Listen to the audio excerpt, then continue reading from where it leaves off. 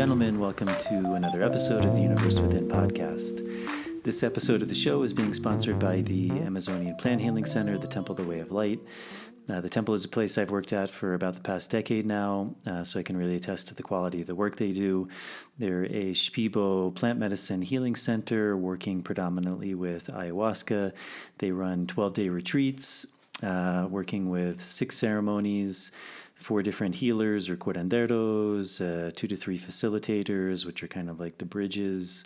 There's a yoga teacher, a vegetalista or an herbalist, massage people, and really just an amazing support staff, which is really conducive in creating a space that allows people to go really deeply into this work and to gain the things they're coming to look for, whether that's learning, insight, knowledge, healing, connection, whatever that may be. So it's a really amazing place. And if you're interested to work with ayahuasca, to learn more about indigenous cultures and healing modalities and experience that firsthand, the temple is a really amazing place. So to find out more information about that, you can visit their website at templeofthewayoflight.org. They've been closed since March of 2020 due to the pandemic, but hopefully they'll be opening in June of this year. Also, this podcast is being sponsored by Ecstatic Dance Online, which is an online transformational dance experience brought to you through the magic of Zoom.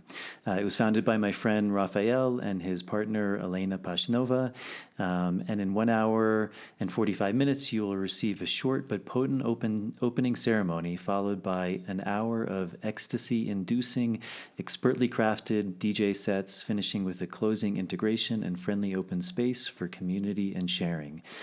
Each week the dance ceremony takes on new and interesting themes, and they bring in a variety of guest DJs from around the world, and you'll get a chance to hear all different genres of music in an exciting tempo to stoke your inner alchemical fire. Raphael's a good friend of mine. He's an ecstatic dance DJ from Canada who's also a dancer himself, and he focuses on the importance of the inner work on processing emotions and feelings and guides in the healing process with his music. And he says his motto is dancing light and bright to reveal the dark and secret. And his partner Elena is a passionate dancer and a true nomad. She brings her vast ecstatic dance experience, love of life, and skills as a certified dance movement therapist to the opening and closing setting. And her motto is, "Let me dance in the sun, wearing wildflowers in my hair." I had a chance to participate a little bit in their last session, and I think they do really good and beautiful work. So if you're interested in dancing, ecstatic dance, give them a shout, and I'll put a link up in the show notes to contact them. And then finally, myself and my colleague Merav Artsy, who I interviewed, I believe, episode 28, are continuing to run dietas here in the Sacred Valley of Peru. The last one went really well that we ran in March, and we're doing another one in May and a following one in September.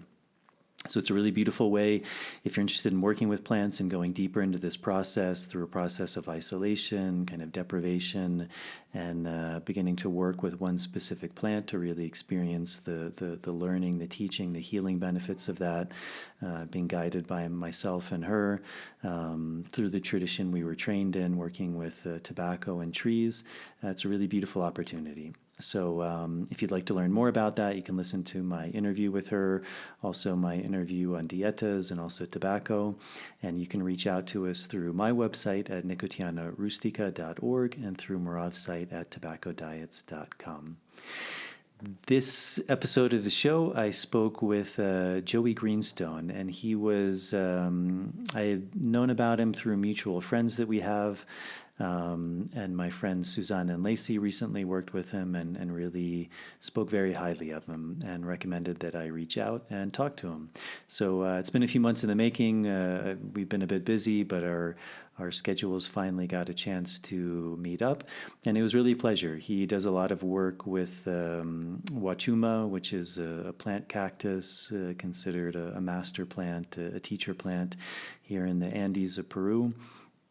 a really long history of people working with that. It seems it goes very far back to the times of a culture named Chavin de Huantar, which predates the Incas by quite a long time. So we got into some really interesting topics: his background, his work with that plant, his experiences working with ayahuasca, kind of what it is to hold that space, to be a healer, what is shamanism, and then getting into some of the aspects of Wachuma, what it is, how it's worked with, and just a really a variety of topics. So it was a pleasure to talk to him. He's a really good guy.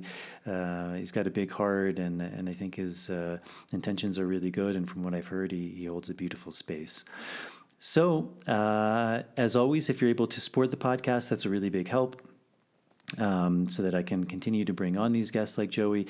Patreon is a really good option. It's a subscription service through donating as little as $1 a month, and different tiers you can sign up for. You get some really beautiful things back. So it's kind of this Andean concept of Aini, to give and to receive. So getting things like early access to shows, Q&As, bonus materials. So that's a really big help to support me and to support this podcast. So all the people who have done that, thank you very much. I really appreciate it. There's also the option of direct donating via PayPal. There'll be a link to both of those in the show notes. And if you're not able to do that, simply going on the YouTube channel, subscribing to the show, turning on the notification bell, liking the video, that's a really big help with the algorithms. And with the audio version, going on Apple Podcasts, also subscribing to the show and leaving a starred rating and a short review. That's a really big help. So if you're able to do that, thank you very much. So I think that's it. And without further ado, here is my conversation with Joey.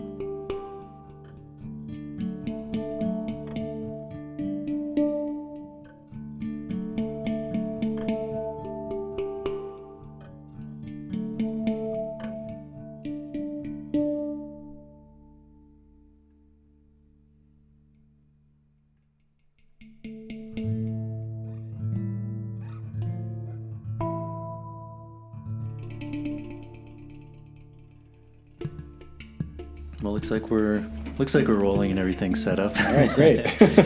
So, we had mentioned we were talking. You're friends with Susanna, also Claude's, some of my friends as well. Yep. You were also mentioning you lived in Quito. So maybe just to start, maybe just a bit about your background. You said you're from Philly, and maybe some of the younger years and what eventually brought you to this side of the world. Absolutely.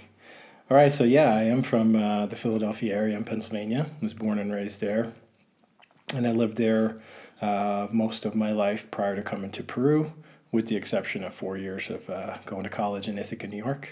Oh, wow. Yeah, and it was during junior year of college, I guess, that I went to Mexico on spring break, of all things, to Cancun, and we were going down to do the spring break thing, the party thing, and I actually had my first spiritual awakening on spring break in Cancun when I was about 20 years old. So that was kind of unexpected, because I had been pulling to go to Jamaica because I had recently gotten scuba dive certified, and I had it in my mind that Jamaica was in the Caribbean, so it must have better scuba diving. And I got overruled by my other 3 friends, and they're like, we're going to Cancun. And then I started to do a little research on the scuba diving there, and it turns out that that's like part of the second biggest barrier reef in the world and all that stuff. So I was like, all right, great, I get to scuba dive. But when I got there, I started to experience for the first time altered states of consciousness just spontaneously happening. So something within me was connecting with the spirit and the energy of that land, which is part of the ancient Mayan lands. And that's when my life changed very drastically. And it was my first awakening, as I said. And after that, I went back home and just began to devour books on spiritual topics, New Age section at the bookstore, that kind of stuff. Mm-hmm. How would you describe what was happening in Cancun? Yeah, it's really hard. I just felt like I was connected with something, and that there was a familiarity. Mm-hmm. Now we could probably say that it was past life recall, or remembering being there before in a different body. so to speak. There's some sense of like connection or remembering. Yeah, connection or remembrance, and just like this incredible like excitement and the sense of like meaning, like that there was something more in life, something higher and bigger than anything I'd ever experienced before, anything that I was ever taught or kind of forced upon me with religion and things like that. And there was an excitement, and so even though it was like in this body, in this lifetime, I hadn't experienced it, I kind of knew it. So, yeah. That's a really good sales pitch for Cancun spring break. Yeah, go to spring break and you'll wake up spiritually. Now, I don't necessarily recommend. I do recommend the place, but maybe don't go on spring break. Yeah.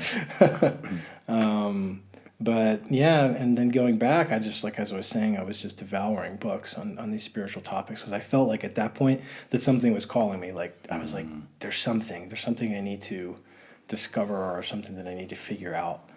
And so reading all the books, from topics like Eastern philosophy, definitely focused on ancient culture, but also like high consciousness. So how the ancient cultures may have had some sort of high consciousness that was lost in time, and shamanism and things like that. And then eventually it led me to discovering plant medicine and getting a call from ayahuasca.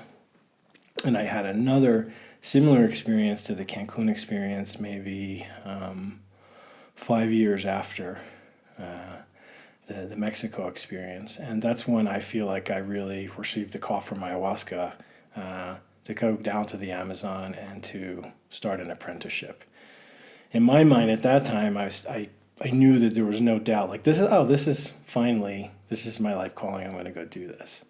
And what was that calling like? Because that seems to be a fairly common experience for people who somehow end up on this path, whatever we want to call that. But. Right.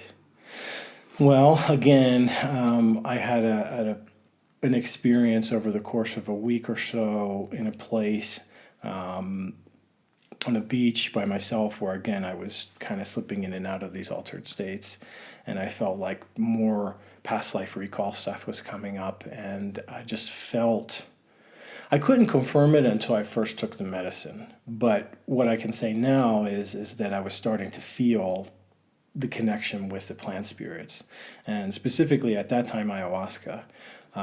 So like after taking the medicine, I can look back on those experiences. Oh, okay, that's how the medicine was communicating with me. And it's kind of like you feel it in just kind of the way the spirits speak to you through the visions and then the feelings in your body. So you can see things, but you can also feel things.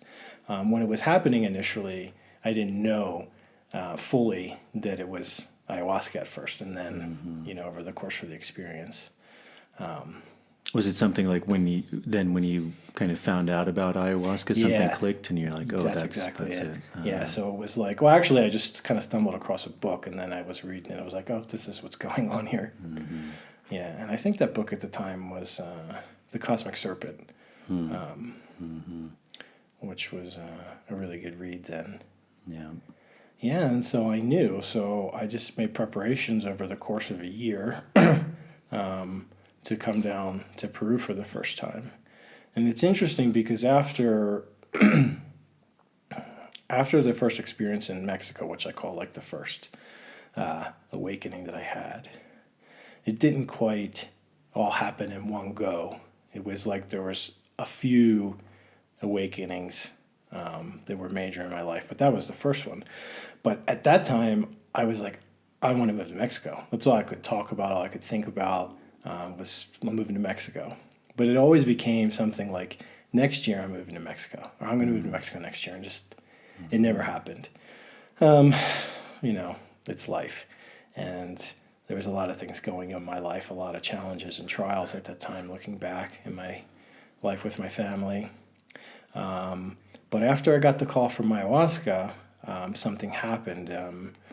Within a week of returning back from that experience, I spent the day with my younger brother. And this is really a powerful story probably won't share the whole thing, but I spent the last day that I would ever spend with my younger brother. And I was just coming off of this experience where I was feeling charged. I felt like I was awakening even more. And we went back and visited the childhood home that we grew up in, and went out into the woods where we used to play as kids. And there was a space, a little grove of trees in the woods where I used to go a lot by myself. And now I was going back as an adult, a young adult, and we just did a little ritual there where I was just getting the guidance, and I just kind of prayed for like the familial demons to be healed, and especially for my brother who was struggling with substance addiction and depression. And I prayed that there would be healing there, and we held hands, and he left. I asked him to leave a little offering of chewing tobacco because he was chewing tobacco at that time. And it turned out to be the last day that I would ever spend with my brother, and he passed away 6 months later. And after that, it seemed like the last energetic connection or tie that was keeping me in the United States was finally cut. And so within a few months after his passing, I was in the Amazon, outside of Iquitos, taking ayahuasca for the first time. And what brought you to Iquitos? It was that calling of working with ayahuasca? Yeah, so I guess at that time, which was in 2008, I just started to do some web searches, and I think it was through social media that I was connected with someone, with a woman who had built a small retreat center, which is no longer running, but she said, yeah, come down. I said, hey, I was thinking about maybe getting certified to teach English so I can come down. She said, well, you can come down and start an apprenticeship, and we want to give back to the community, so maybe you can teach English to the students or the children in the town. So that's what I did. That was kind of like the initial get me down to Peru. And it was a kind of a tumultuous time because like after my brother passed, it didn't fully kick in. Maybe a few months after that, I kind of went off the deep end. I already knew I was going to Peru, but it really kicked in, and I kind of went off the deep end and was going on like drinking benders and stuff like that because I was just like so deeply sad. And someone coined the phrase to me, oh, you're going through survivor guilt. But it was something that I had experienced because I felt like, oh, if I would only just gotten my shit together sooner and went down to Peru and learned how to become a healer, maybe I could have, saved my brother kind of thing. Which it turns out didn't need to be the case, but that's what I was experiencing. But something else I can mention, which is part of that story that continues with my brother is, so I came down to Peru and I did an apprenticeship in the jungle with ayahuasca for several months. I was naive because I thought I was going to be able to stay at the time. I had like sold my car in the States and like sold a lot of stuff and came down. But I wasn't able to stay, so I had to go back to the States. And I went back to the States for about a year. Like financially, you weren't able to. Yeah, I just couldn't make it work. It's just like I couldn't find work. I was out of money. I was in a new place that I didn't really know, and it kind of spit me back out. So I went back to the States, and I ended up living out west with family in Arizona for about a year. And I started working my tail off, and all I could think about was to get back to Peru. And I kind of went through a period for a few months of like a depression. It was like a post-ayahuasca medicine Peru come down, which a lot of people experience. I've learned over the years when they go back to the States. But anyways, I ended up saving up money and working for that year to go back and work with the same group. And this time when I went down, it was unparalleled. The things that I experienced with the medicine was like a whole new level or league than from the previous time. And so I had an experience. I ended up leaving that retreat center, and I was really just kind of being pulled along. I had a very powerful ceremony where it was really powerful, and it was really difficult because I could see and feel like my mother weeping over my brother's casket. And I remember thinking to myself, like, oh my God, I thought I went through and healed this last time. And ayahuasca had said to me, like, well, are you sure that that's your grief that you're feeling right now? And so I kind of felt and checked in with it, and I was like, oh wow, no, it's not. And she said, well, you don't have to take that on if you don't want to. If that's your mother's grief, that's her thing. You know, you're feeling like shamanic empathy, so to speak. And so I was like, okay, that's interesting. And in that ceremony, ayahuasca said to me, like, okay, now I want you to stay. You need to stay here. I don't know if she said, I want you to, you need to stay in Peru. Because I was only planning to stay for 3 months and then go back to the States again and work a job and save up money and then maybe move, like make the plunge. She said, no. I said, ayahuasca, I'm out of money. I need to go back and work this job. I already agreed to work this job. She said, it doesn't matter.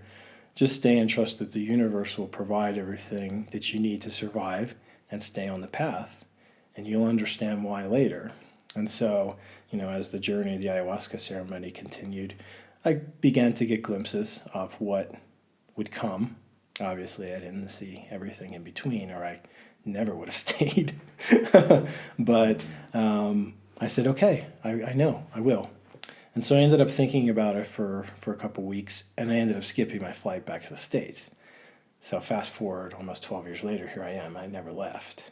Wow. But to kind of conclude this story about my brother is I ended up leaving that retreat center, and I hooked up with a guy who I'd become friends with. He was a guide, and he ended up taking me out to a more remote community, a number of hours outside of Iquitos. And he's like, I want you to meet this shaman guy. He's not an ayahuasquero, but he knows a lot about plants and stuff, so I'm going to take you to meet him. So we go meet this guy, and he says to us, he's like, you know, when I woke up this morning, I was just smiling. I knew like somebody or something was coming. And he said, now you two are here. So he's like, all right, we're going to do a ceremony tonight. And this guy, he was what they call a palero, or tree shaman, but he also had a medicine that was a purga, a purgative medicine made from ajo sacha, tobacco, and perfume. So he's like, all right, we're going to do this ceremony tonight. So took the medicine. It was like, and now I'm coming off of months of doing shamanic plant diets and ayahuasca, so I was really in that space more often than not. And I took the medicine, and within seconds, I was in the medicine space. But it was so intense that it was like the veil between the 3D reality that we perceive and then the spirit world that's like right there. It was just like immediately ripped off. There was no like, you know, come on of the medicine and then vision starting to come on. It was just like instantaneous.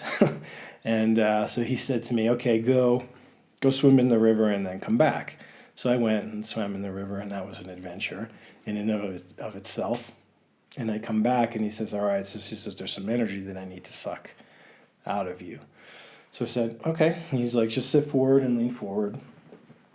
And he goes, all right, there's some here, here, and here. And so it was mostly in my back, kind of concentrated around the kidney area and along the spine. And so I'm leaning forward, you know, still in the medicine space, and I could see this glass orb in my vision, and it was like filled with this like viscous, almost like dark purple, oily stuff. And each time that the shaman came up and did and spit it out, it went down a notch. And then he did that about 4 times, and after the 4th time, the glass ball was empty, and then I just felt like this misty white light and energy just like come over me. And so he says, go sit over there and relax for a minute. So I did, and he comes over and he goes, you have a brother? And I'm like, yes, I do. He died 2 years ago or a year ago, whatever it was at the time. And he goes, that was from him. And then in that instance, I remembered the day in the woods with my brother, the last day in the little ceremony that we did. And then the medicine began to teach me what happened and how I actually took on a lot of his stuff that day so that he could cross over and be free of that. And then it played out on my body, but then I was able to clear it out with the plant medicine. So that was the very beginning of my apprenticeship and experience with plant medicines. And did you end up staying with him for a while? Or? I did for a while. I ended up moving on, but unfortunately, one of the things that kind of got in the way is that this individual had a drinking problem. Unfortunately, it's kind of common in the jungle, even amongst medicine practitioners. So it's just, I kind of like distanced myself from that. But he helped me out majorly at that time, and I'm forever grateful for that. And do you have a sense of why that is? Because as you said, it seems to be a fairly common thing, especially with alcohol. I mean, that seems to be a thing that many people turn to. I mean, without mentioning names, I mean, even when I moved down, the person who was considered kind of the strongest Shipibo shaman was also a drunkard in a way. Yeah. You know, it's like when he came to ceremony, maybe he would sing, maybe it wouldn't. Right. Depended on how much he had to drink. Right. So if he drank a lot, there was no ceremony. If he didn't drink so much, it was an incredible ceremony. Right. You have any sense of why that is? Yeah, I have some beliefs on it. And one of the things, too, that I think it's really important to notice that, at least as it is now, the tradition of plant medicine, as it's come up until like today, like now in time, it didn't necessarily have an emphasis or a focus on consciousness development. So like what you would see in the East with these like guru traditions, especially like in India and the Far East, there was a component to the spirituality that's focused on consciousness development or spiritual evolution. Whereas in the jungle and the Amazon, not so much. It's like you can be a very accomplished plant shaman, but ultimately it can be nothing more than just being a doctor that works with spirits. It doesn't mean that these individuals are sages or that they've actually done any kind of consciousness development work on themselves over the years. So there's kind of a dichotomy there, and these two paths don't have to be mutually exclusive, like the consciousness path and the plant medicine path, but they often are. And for whatever reason, it seems to be amongst many native practitioners that there's just no focus of that. And I'm sure there's a large component of that has to do with the conquest of the Americas and just the state that these indigenous peoples were left after Spain conquered and had their colony, and then it was eventually kicked out. And so I think that may be part of it. And, you know, compared to Western standards, the places and the villages that these people are coming from, be it purely indigenous communities or even the mestizo communities, is very poor. And I guess without that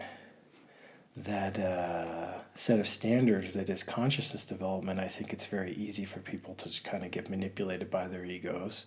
And, you know, trauma leads to substance addiction, you know, and so, you know, if people are becoming maestro levels, but not really fully taking the time to heal all of their traumas.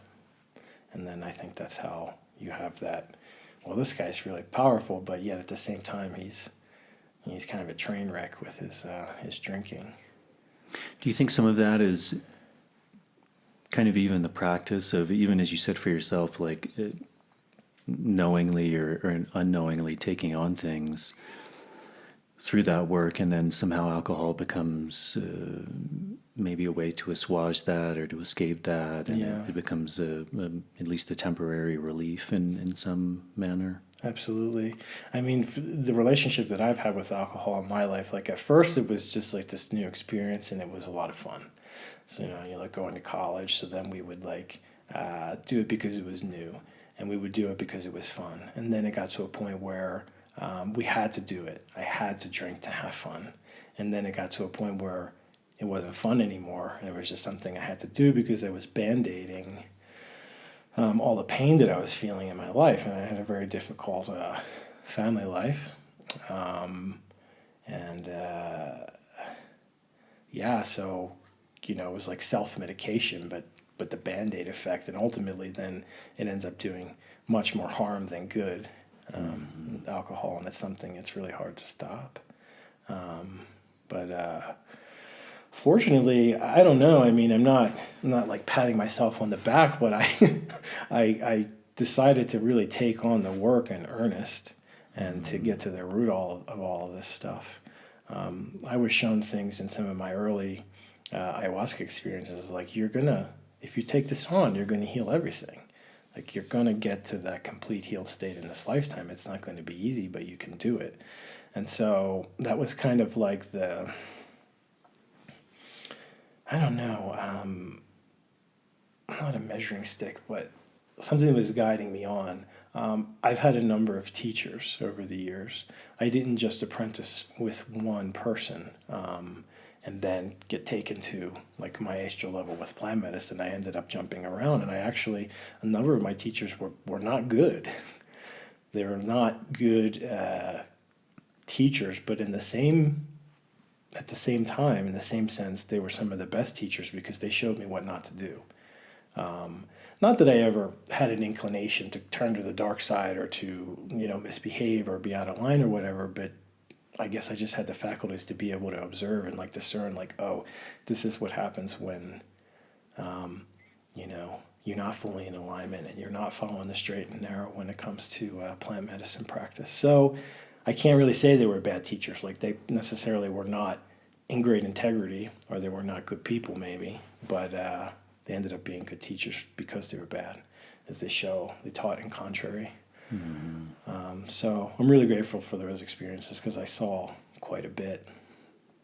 Yeah, I mean, that seems like an important distinction because, as you said, much like we would think of a Western medical doctor, they're not necessarily, if very rarely probably, someone who maybe truly embodies, wisdom or a wholeness. They can be a very good doctor and yet obviously still have all of their faults as a human being. Right. But we don't tend to judge them in that capacity. We simply judge them on, like, are they a good doctor? We very rarely look at like their personal life or their life outside of that. Right. Often because we don't know. I mean, there's a disconnect. That's true too. But it seems interesting because often, kind of in this world with shamans or healers, curanderos, it seems like we approach it in a different light. We look much more at the person and judge them in a different way than we would like a Western medical doctor. Right. Yeah, I think, and the reason for that is for what I think there's like this like subconscious belief about the practitioners here because of what people know of like the Far East and people going on like spiritual pilgrimages and then, like trying to find these enlightened masters in India and so forth. And then they just kind of transpose that onto plant medicine shamans, the people who are, conducting down here. Mm-hmm. And so like I said, people kind of get stars in their eyes. They come down and they kind of put these human beings up on pedestals as if they were enlightened masters. And that can lead to a lot of issues too, a lot of problems. You mentioned this idea that, some of that may have been lost in conquest, but like even the Shipibo, who I've done a lot of work with, their word for ayahuasca, which they use a lot, is uni, and it's often translated as this idea of like knowledge. But I think much more in the sense of even in the foundation of a lot of what we would consider to be like Western philosophy that started with Greeks and probably even earlier with Egyptians, but this Greek idea of gnosis. Yeah. And to me, it really embodies more of that quality, because even from my understanding in the Greek language, there's two words for knowledge. There's gnosis, and then there's some other word for knowledge that nobody knows, because it's really not that important. But that's the knowledge that we seem to, in a lot of the cultures we come from, there seems to be much more of an emphasis on that kind of knowledge. Like you go to university, and that's the knowledge you get in a university. It's like this is this and that is that. Whereas I think that idea of gnosis it's also can be translated as knowledge, much like uni, but it's more of like a wisdom or an experience that's beyond mind. It's a knowledge that the mind is never going to be able to say, oh, this is this and this is this. But it's interesting because, from what I understand in the Shipibo hierarchy, the uni being ayahuasca, one who works with ayahuasca is an unaya. But that's actually the first level of what they would consider like a healer, a master. It's a very high level. I mean, to get there is a tremendous feat. You know? Of course. But then they would actually say there's two levels above that. There's the yoba, which I think there's many ways of looking at that. I think that the most base, which they often would say, is that's like the brujo or the dark kind of side. My sense is that's been mistranslated or misunderstood over time. But then there's a third level, which is called Moraya, and that's actually considered like the highest. And to me, it seems like, from what I've heard and what I understand, that actually embodies more of maybe this Eastern idea you're talking about of like someone who has had an experiential realization and they can operate in that level. And there's even stories of like someone who can transform into a jaguar or become an eagle. And, I don't think what they're really talking about in this physical sense, but it's in this sense of spirit or, because in that world, even these ideas of like oneness, like that eagle can be us. We can be a manifestation of that, or that power of the jaguar, that ability to transcend like what we consider reality, what we consider to be the human form, and being able to connect in these other levels. But it's interesting because they say there are no more Moraya. And often the answer would be something like nobody wants to do that work anymore. Nobody wants to go out in the jungle and diet one tree for 5 years. Right. There's too many other things that are too tempting, that are too... So do you have a sense of, maybe like why that is? Potentially that certain people, like doctors, they do stop at a certain level? Because, again, in this mythology, like in antiquity, there were these people who... maybe in Eastern terms, embodied this Buddha nature or this, but it seems like that's not existing now. Yeah. And it's not to take away from, the incredible work people are doing, because it's, as you were saying, it's, it's phenomenal. I mean, like what you've experienced, that's a deep healing, which there's probably very few places in the world where that even exists anymore. Yeah, without a doubt. I think it's a split in the collective psyche, but talking specifically about the Western mind. So we're coming from industrialized so-called Western countries that have distanced themselves greatly from their connection with the earth and with spirit. And so you have like medical practice, like in antiquity, as a complete practice, a holistic practice. And only half of it is focused on, or maybe even less than half, which is like the physical component that we see in allopathic medicine, which doesn't treat the human being as a spirit, as an eternal being, and as having subtle energetic bodies beyond the physical body. So I always talk about now, or I don't always talk about it, but I talk about it, that like being the medicine. Like it was told to me years ago, like be the medicine. You have to be the medicine. If you're the practitioner, you're the shaman, you're the master. You have to be it. It's not something that you can just show up and practice, but then outside of ceremony, you can do whatever. You can be a drunk, as we were talking about earlier, or you can just eat terrible foods and be out of shape and unhealthy in that way, and then show up and do, the medicine and ceremony. It's not going to work. We understand that now. If you have any connection to holistic practices, you understand and know that there's going to be a translation from that, those behaviors, those unhealthy behaviors, they're going to translate through your practice into the people that you are otherwise trying to help. So, unfortunately in the West, we don't come from that background. Like, you don't necessarily go to the doctor and go like, is this a person that I would want to emulate in my life? Do I want to receive healing from this person? Would I want to be that person? And maybe in some cases people would say yes. It's prestigious positions. They make a lot of money. They have degrees from so-called prestigious schools and things like that. But for me, at least, I've been now over the last decade plus endeavoring to be the medicine and, trying to shape myself into the person that I would wholeheartedly follow if I was looking for a teacher, if I was looking for a healer. It's like the phrase healer, heal thyself. So, first and foremost, for any, real medicine person to be able to assist someone on all the levels of the being, talking about the spiritual, the emotional, the mental, the physical, all the subtle parts of the being, of the human being up to the physical. You have to first heal yourself there and be able to know how that's done and to be able to hold the vibration of the healed state.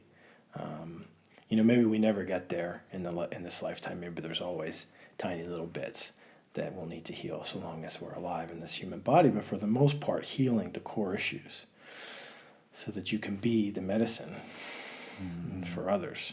So you don't see that in the Western world. And I think, unfortunately, in a lot of the cases of these practitioners that we were talking about, there's a disconnect there because they're not holding themselves to those standards in their life outside of the ceremony space. One of the things that was told to me early on, and I love this saying, is that it was so important for me to learn in the early days with ayahuasca and with plant medicine. And this person said to me, there's no such thing as outside of ceremony. Once you take that first cup, that's it. You're always in ceremony now in every moment for the rest of your life. And so if you can kind of like rise up to that challenge and to that knowing, you'll see that, this whole life is a ceremony. You're constantly in the ceremony. The universe is going to bring you lessons. And when you get them and you transcend them, then more will come. You can't separate the ceremony space from your personal life and from what's going on in the world. It's all ceremony. Mm-hmm. Yeah. So then you were working with this Valero, someone who works with trees, and then where did your journey kind of move on from there? So I was still working with ayahuasca. At that time, for me, I believed that I was going to become an ayahuasquero. That was what I believed my calling was still, and because I received that initial call from ayahuasca. And so I tried to make that happen. There was a person that was new in the country, and I left my world behind. I really kind of burnt the bridge in a sense. I didn't ask for any help or assistance from family or friends back home. I was just kind of doing my own thing and letting spirit pull me along, as ayahuasca said. And in the early days it was tough. I mean, there was nights and periods of time where I had nowhere to stay, but an angel would always appear and something would work out. So I had a number of volunteer opportunities, and I was trying to find my teacher. I was always trying to find my teacher and where can I have this apprenticeship and still, put a roof over my head and have food and stuff. Eventually, it led me to the mountains. I don't know how else to describe my story without talking about the dark side of plant medicine, plant spirit medicine, so I should probably mention it, but I got really messed up pretty badly by one of my first teachers with black magic. And that kind of expelled me from the jungle, and I ended up in the mountains. And as I was recovering from that ordeal, that's when I began to receive the call from Wachuma, the cactus medicine, through my dreams. So I began to take the medicine on my own because I knew I had this feeling inside that was going to assist me. And I was able to overcome the hardships. That's like, I could probably write a book about all of that stuff. But yeah, that's how my path with the Wachuma medicine and living in the mountains began.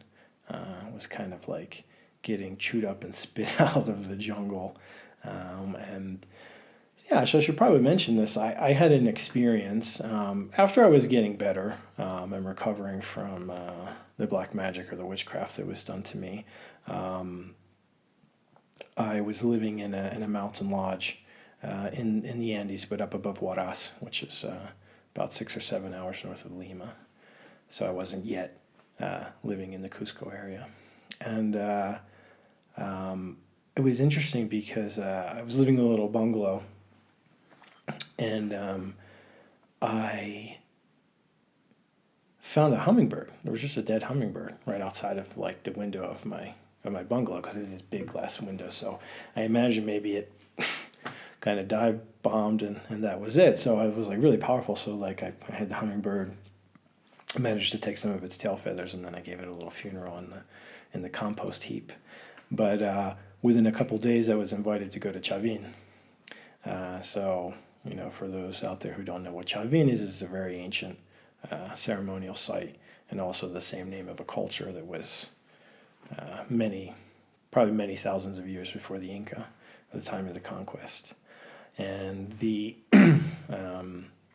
so yeah, was invited to Chavin, went and did ceremony, had a very powerful day, and that was one of the times when I really and first powerfully connected with the Wachuma medicine was there at the Chavin temple, which is really an initiation center, and it's like a place that's designed for working with the Wachuma medicine. But I remember after that experience, I went back to the mountain lodge, and I was working there. And I had an experience in the middle of the night where I kind of woke up, and I was seeing this having a dream. I was like half asleep, half awake, and seeing all these like Wachuma cacti, but they were all different colors. They weren't just green, which is the natural color. And I felt this like energy kind of come back in my chest, and I was like, uh-oh, what's that all about? I hope this stuff isn't coming back. And Wachuma said, don't delay in taking my medicine again. We have a lot of work to do. So I was like, oh, okay. So I ended up getting some medicine again. It kind of like crossed my path, and I came into possession of it. And I went out on the mountainside by myself, and I took the Wachuma medicine alone. And I ended up dialoguing then with the spirit of Wachuma, and that was the moment, that was the experience when my path completely left the jungle world behind, and when I was now on the Wachuma path. And I asked Wachuma many questions, and he really kind of explained to me and showed me why everything had happened in my life up until that point, why things had happened in the jungle. And I remember saying, like, well, am I going to have a new human teacher, or a maestro, or a Wachumero teacher? And he said, no. He said, not at this point. You're going to learn directly from me. And then said, and therefore the only ego that you're going to have to worry about is your own. I was like, okay, that's good, after kind of having a string of not the best teachers in the world, which I already mentioned. And so I kind of like was able to see like what things from the shamanic path that I learned, from Amazonian curanderismo and ayahuasca shamanism, that would translate over to now Wachuma shamanism. And then he said the things that don't apply, then you just kind of leave them aside. But the core and the bulk of shamanic training is kind of the same and universal. So I brought that with me. And yeah, I remember Wachuma saying, so I'm going to be your teacher now, and this is going to be your medicine and your path, if you choose to accept it. And I also remember him saying to me, and I will take you as far as any plant spirit can take you. And at some point in time, we may need to say goodbye. But for now, I'll be your teacher and your guide, and the medicine that you're going to heal yourself with and share with the rest of the world. So that kind of speaks to me, because I knew what he was saying then. Or when I say he, I'm referring to Wachuma, the spirit of this medicine, which most people refer to as male, was that we're talking about consciousness development again. Like the plant can take you only so far on that path. And I knew that that's what he was saying at that time. Wasn't talking about being a representative or an ambassador of the medicine for other people, but as far as like consciousness development for the human being and in a lifetime, I think even there's a ceiling by using plant medicine. And it's pretty high, I would say, but so there was kind of no illusions about it. It's not like, someday we'll shake hands and say goodbye, but could be many, many, many, many years later. So. You mentioned this idea that Chavin is kind of this initiation center, and I've heard that mentioned before. And it's interesting, I don't know the validity of this, but I remember reading about people who studied Chavin that, as you said, it was potentially many thousands of years before the Incan Empire. And they said that actually, and again, I'm not sure how they surmised this, but they were saying that they believed it was a time of great peace. And potentially because it was, these people were very embedded in this plant work, most likely with Wachuma. And then you also mentioned this idea of these like shamanic tools that you realized you had gained in the jungle. So maybe you can talk a little bit about like what those tools are, what shamanic tools are, and then also that process of initiation, because that seems to be a very common motif in any shamanic path. It's often this idea of an initiation of some sorts. Right. Yeah, so with respect to initiation, I feel like it starts with the call. It's which is like an invitation to begin an apprenticeship, which doesn't just apply to shamanism. There's like apprenticeships if you're going to become a master carpenter someday or other trades. But similarly, you have that call. It seems to be that with shamanism, because it always has this air of mystery, even amongst tribes, going back hundreds of years, or I don't know how many thousands of years. I'm going to separate that from these ancient cultures that were perhaps more advanced when we're talking about their levels of consciousness, because there wasn't an unbroken lineage that we know of from those cultures to today. But looking back on just like, hundreds of years ago or whatever in tribes, the medicine person, the medicine man or woman, there's always kind of like this air of mystery. Like not everybody in the tribe was going to be the shaman or the shamana. So it was kind of like a special calling that an individual would receive, or an individual was just born with certain abilities, kind of like latent abilities.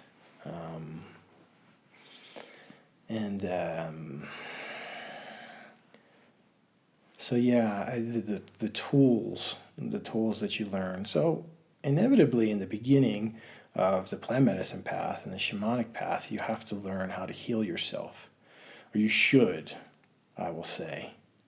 You should be learning how to heal yourself. Really, the main focus in the beginning is just healing. And so as you're healing, you're understanding how these medicines work on you, and all the different levels of your being that I already mentioned, from the spiritual up and mental, emotional, and all those subtle bodies. And, if you have a good teacher that can keep you in line, that's good. But they can really only guide you, because the bulk of the information, the bulk of the wisdom that you're going to acquire is going to come directly from the spirit world, and also from inside your own self. The parts of your subconscious mind and soul that you're born with, it's kind of locked away until you wake up spiritually, and then you can begin to access that stuff. So you become more aware of what reality is and the forces that govern this plane of existence that we're in here on the planet and the galaxy and the universe and so on. Yeah. There's more to that question, but I kind of forget and got off on a tangent. Yeah, I mean, I think just that idea of tools. When you mention healing, because I think that's a word that gets thrown out so much now. What does that mean for you? Like, what does it mean to in that initiatory process of healing oneself? Yeah. So so this is good because there was something I wanted to mention about healing and how it ties into certain concepts that come from the East, like this concept of enlightenment and so forth, which I'll get to in a moment. So my belief and understanding is if you're born here in the third dimension on this earth, you will be wounded and you will acquire trauma, and sometimes immediately from your birth. So just being born here, we become traumatized. We can start with birth trauma. For most people, it happens in childhood and then on through our lives. So these traumas that that we take on leave an energetic scar or residue on us. It's not just something that's in the physical body or that's in the mind, which even in Western medicine is very little understood, how the mind fully works. But yeah, we receive these wounds and they leave scars energetically. And the fascinating and the amazing and the beautiful thing about plant medicine is they're one of the only things on this planet that can actually go in and heal us on those levels. I imagine you can also heal them through forms of psychotherapy and holistic practices, meditation and stuff, but it's a lot more difficult. And for whatever reason, it seems like these plants have been divinely created to kind of magically go in there and seek out the parts in our being that we can't otherwise heal with other means. Certainly not by pharmaceutical means and things like that. Some people say that taking, a good and effective plant medicine ceremony is like 10 years of good psychotherapy, functional and beneficial psychotherapy in a cup. But that's only half of it too, because there's also the integration work and the processing work that needs to be done. So it's like with plant medicine, the plants show up, but they're only responsible for 50% of your journey. They'll get to the stuff that you can't otherwise get at. But then the other 50% of the responsibility falls on the person and the patient, because you have to modify behaviors. You have to understand why you were sick in the first place, or why those things happen, so then you can continue to change your behaviors and improve yourself such that they don't happen again. You can't just take the cup and then expect it all to be done for you, like the magic pill. So there's give and take, and there's a requirement on both sides. It's interesting because I often hear this concept of, and I'm sure this happens with every generation, but like this idea that things are worse now than they've ever been, and we have more trauma and more distractions, and yet you mentioned this idea of like Eastern practices. I mean, in Buddhism, or the Buddha was teaching these things 2,000 years ago. He was teaching the same things. Yeah. Like saying that suffering is inherent to the human being. That that's, I think, I forget what it's called, but there's like the four law, the fourfold path. And the first one is there is suffering. Right. So it's this acknowledgement that no human being is immune from that. And then even you were mentioning like this culture of Chavin, which predated the Inca civilization, thousands of years. And it seemed to be a fundamental part of their culture was this plant medicine.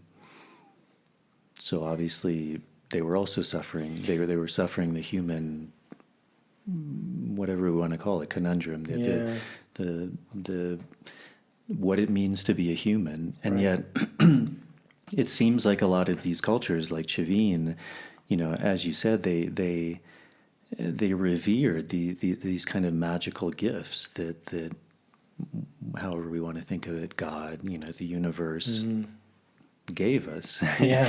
Like they exist.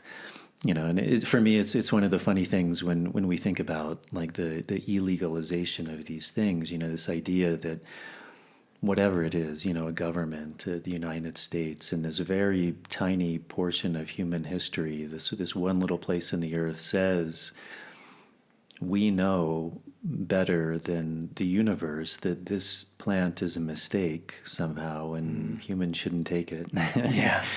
Which is so insane. Yeah.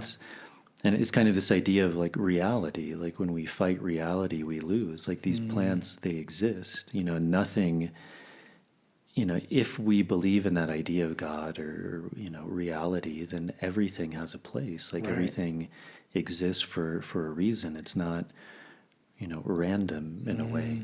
And I think it's fascinating because, also one of the interesting things as we do begin to kind of study the brain and, the inner workings of the human being is most of these plants contain these alkaloids or chemicals, however we want to think about them in a more reductionist way, where inside of us there's a receptor that takes that. Right. It's like a keyhole within us that's like waiting for the key to go in and turn it on.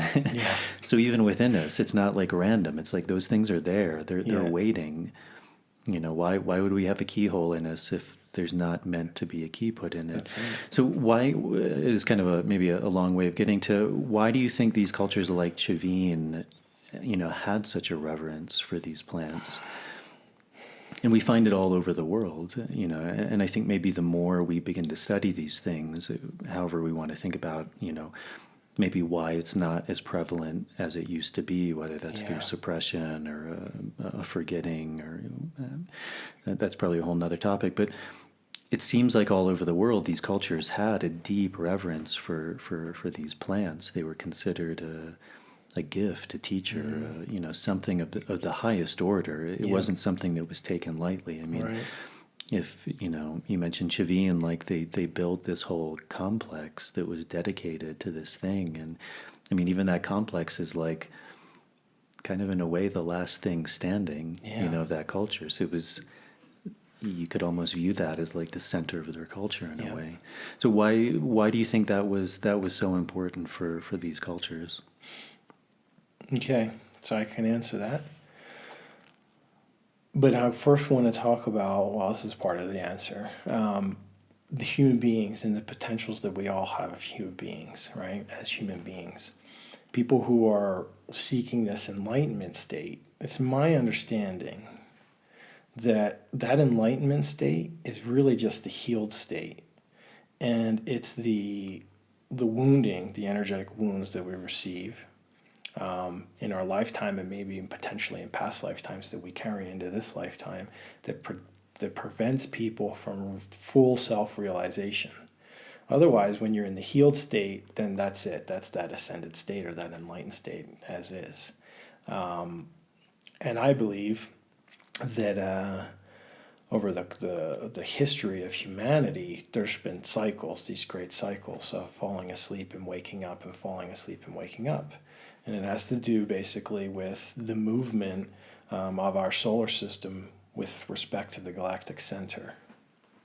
So it's roughly a 26,000 year period, and you can look this up. They talk about it in like Vedic traditions and so forth. But the period of time when our solar system is moving away from the galactic center, so roughly a 13,000 year period, is when we see a drop in consciousness, and where we see a rise in ego and materialism. And then when this whole solar system, because our sun is moving around, we don't just revolve around the sun.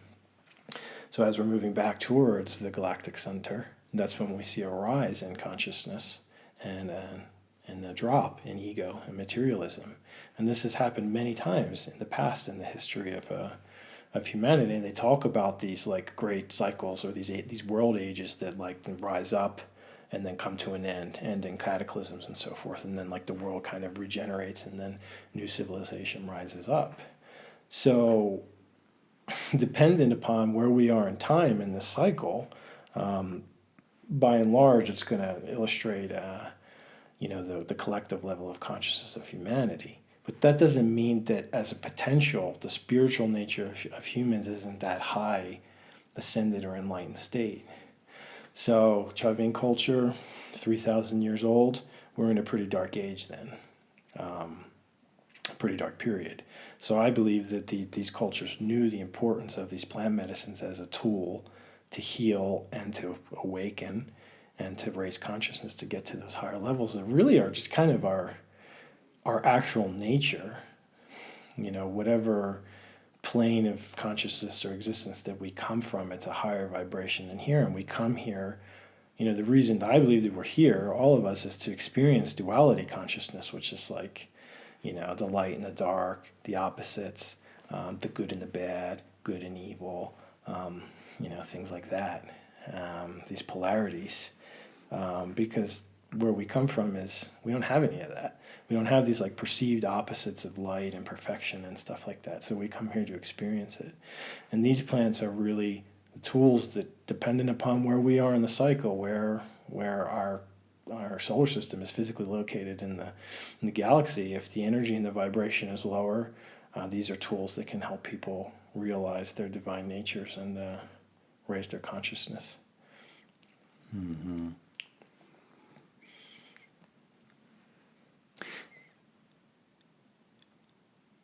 When you were mentioning kind of this idea that, and again, it's a really common theme in this kind of shamanic path of this idea that certain people maybe have an innate gift.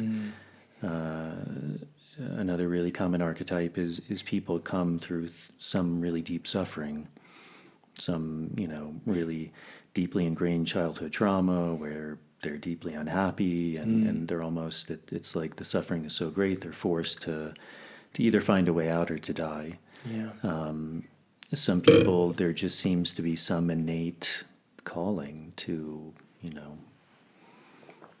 I don't know what else to do. This is the only thing that makes sense to me.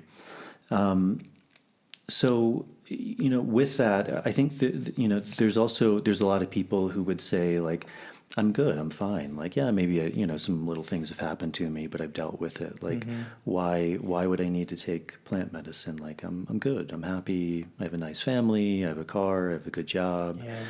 Things seem pretty good. I don't think I need anything else. Yeah. Well, it really depends on the individual. I can't fully speak to that for those people, but there seems to be that, perhaps before we're born, or definitely before we're born, we choose to have certain experiences in the lifetime. And maybe for some people, their path in this lifetime is not is to awaken. And I think that's okay. I think that's probably the majority of the people, in this day and age, at this moment in time, is not meant to be spiritually awake. That's okay. And I mean, they talk about that in a lot of the texts and so forth that comes from the East. So that doesn't mean that they couldn't derive some benefit from it if they felt called to it. But really, it's just kind of like knowing that ultimately the people that want to, on a deep soul level, wake up will do so. And those who don't or have chosen beforehand not to just simply won't. And that's okay. Mm-hmm. Because really, like, everything is perfect. Like I had heard this years ago, that only perfection exists. We can look at the world and say, like, these things are imperfect, but really they're designed to be that way. So there is a perfection that, like, precedes that. Like, in this plane of consciousness, again, this 3D duality consciousness, like, we can perceive things as being imperfect, but they're designed to be that way. And in that, there's an inherent perfection. It's just like you were mentioning earlier about nature and the plants, and like to think that, like, for me, it's like preposterous to think that things could be growing here, that could exist here, that are not like perfectly and divinely designed. Like these plant medicines, they fit perfectly, the keyholes that you mentioned. And then there's this like duality mind, this like ego mind of man. Like, you can take the coca leaf, for example. It's medicine. It grows. It was perfectly designed by some sort of higher power. right? But the man has to go and try to like process it and extract one alkaloid and like make an 800 to 1 concentration just to get cocaine, and now it's no longer medicine. You know, it takes something like 800 kilos of leaves to make 1 kilo of powder or something, 800 to 1. But the balance of the alkaloids and everything in the leaf is perfect as it exists. It's the same with sugarcane, for example. Sugarcane is medicinal, but when you extract the sucrose, you take out all the other balancing alkaloids and all the magic, and then it's not healthy anymore. So It's an interesting thing because it's something I see with the climate kind of debate a lot, is this idea that we're moving, like the world is out of balance, and kind of as you were saying, you know, from a higher point of view, that's impossible. Because everything, there can't not be balance, you know. It's like a scale. You know, we say it's balance when it's perfectly level, but this also isn't an imbalance. It's a different balance. Right. You know, this is heavier, this is lighter, but there's still a balance. It's balanced perfectly from a gravitational point. Right. You know, and so obviously, you know, everything we do has an effect. We can tip the balance potentially out of favor for humans, Right. but we're tipping it in favor of something else. Right. Fire, destruction, you know, whatever life form will thrive in that environment. Right. But yeah, that's an interesting point. So when you were describing, you know, beginning to commune with the spirit, again, you referred to him as a he with Wachuma. You know, potentially with some people that resonates, they understand that. For a lot of people, that seems like a very foreign idea. So kind of for you, what does that mean when you say, like, you know, the spirit of Wachuma or the spirit of ayahuasca? Yeah. Well, it's just a knowing that that the plant is a sentient being, and on a certain level, it has, you know, cognitive faculties that you become aware of when you ingest the plant, and there's something in the medicine that's the key for those keyholes in your brain and your body that you can then communicate with the consciousness of the plant. And so for most people, it comes through in kind of like telepathic communication. So, you know, you're sitting there and then you hear a voice that's communicating with you, that's speaking to you, which you can hear, and then in your own kind of mind's eye, reply back. So that's one of the ways that you can communicate with the plant world or the plant medicines that you have ingested, Wachuma, ayahuasca, and others.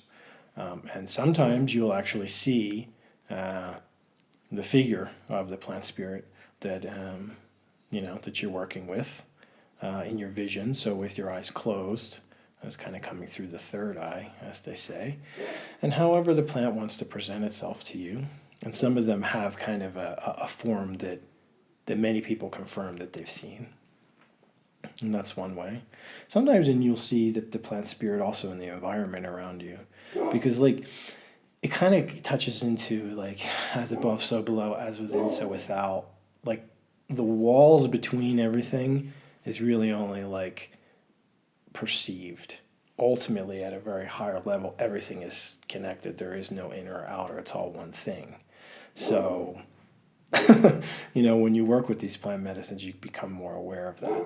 But as it pertains to human beings and as is useful for us, we have separation. Like this is the chair, this is my arm, and so forth. Yeah, that's how you can really communicate with them. Mm.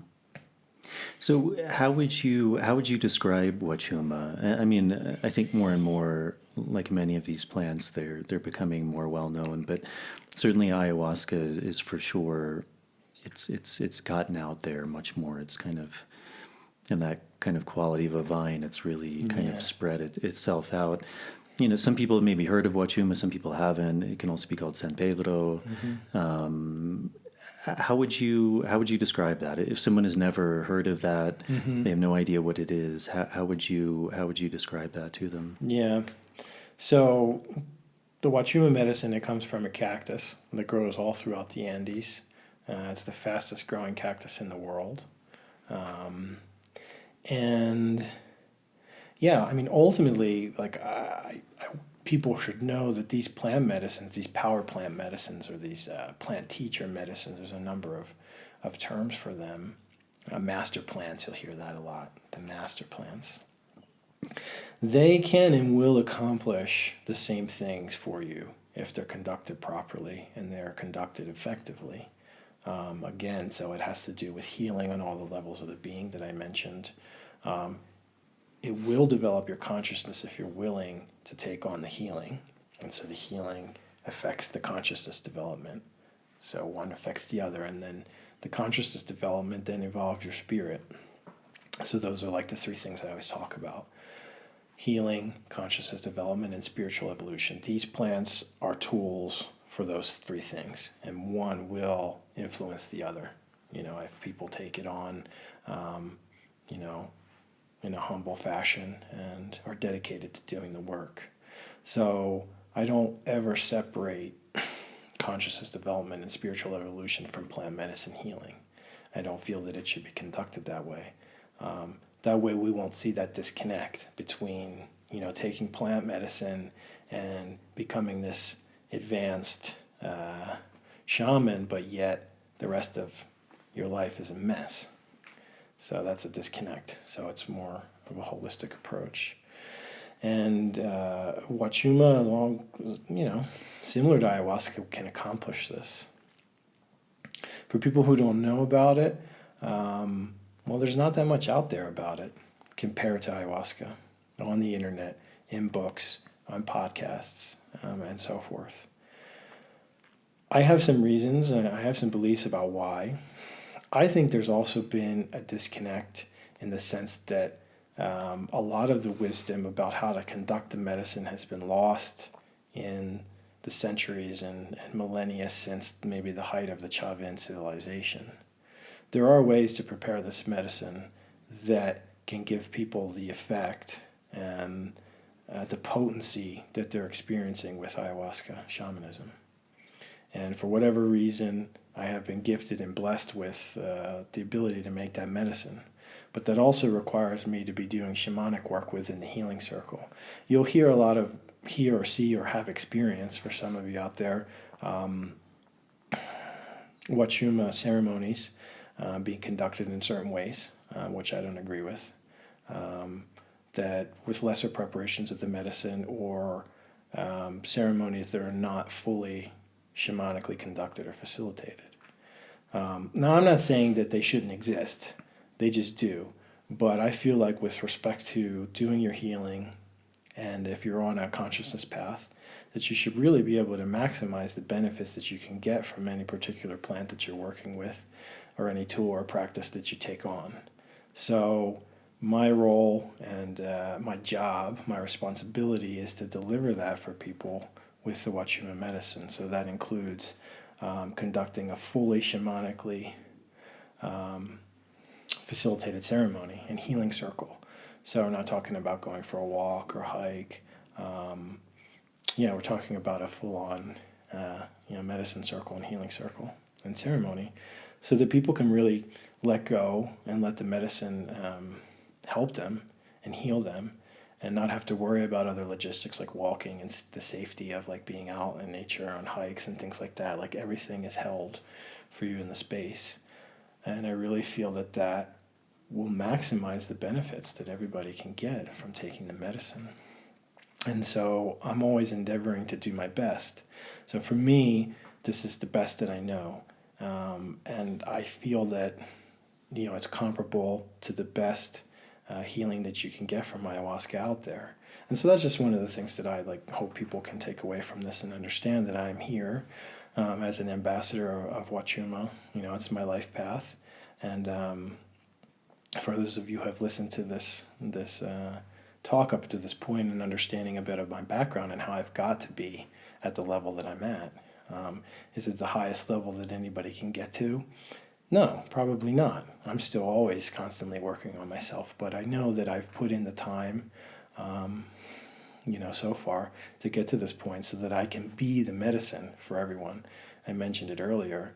We really need to be and embody the medicine for people. So, I'm hoping that more people out there can know that there is this other medicine that they can get to know, that they can meet. They can kind of meet and interact with the spirit of this plant and kind of understand its personality, so to speak, because all the plant spirits have their own kind of personality that's different.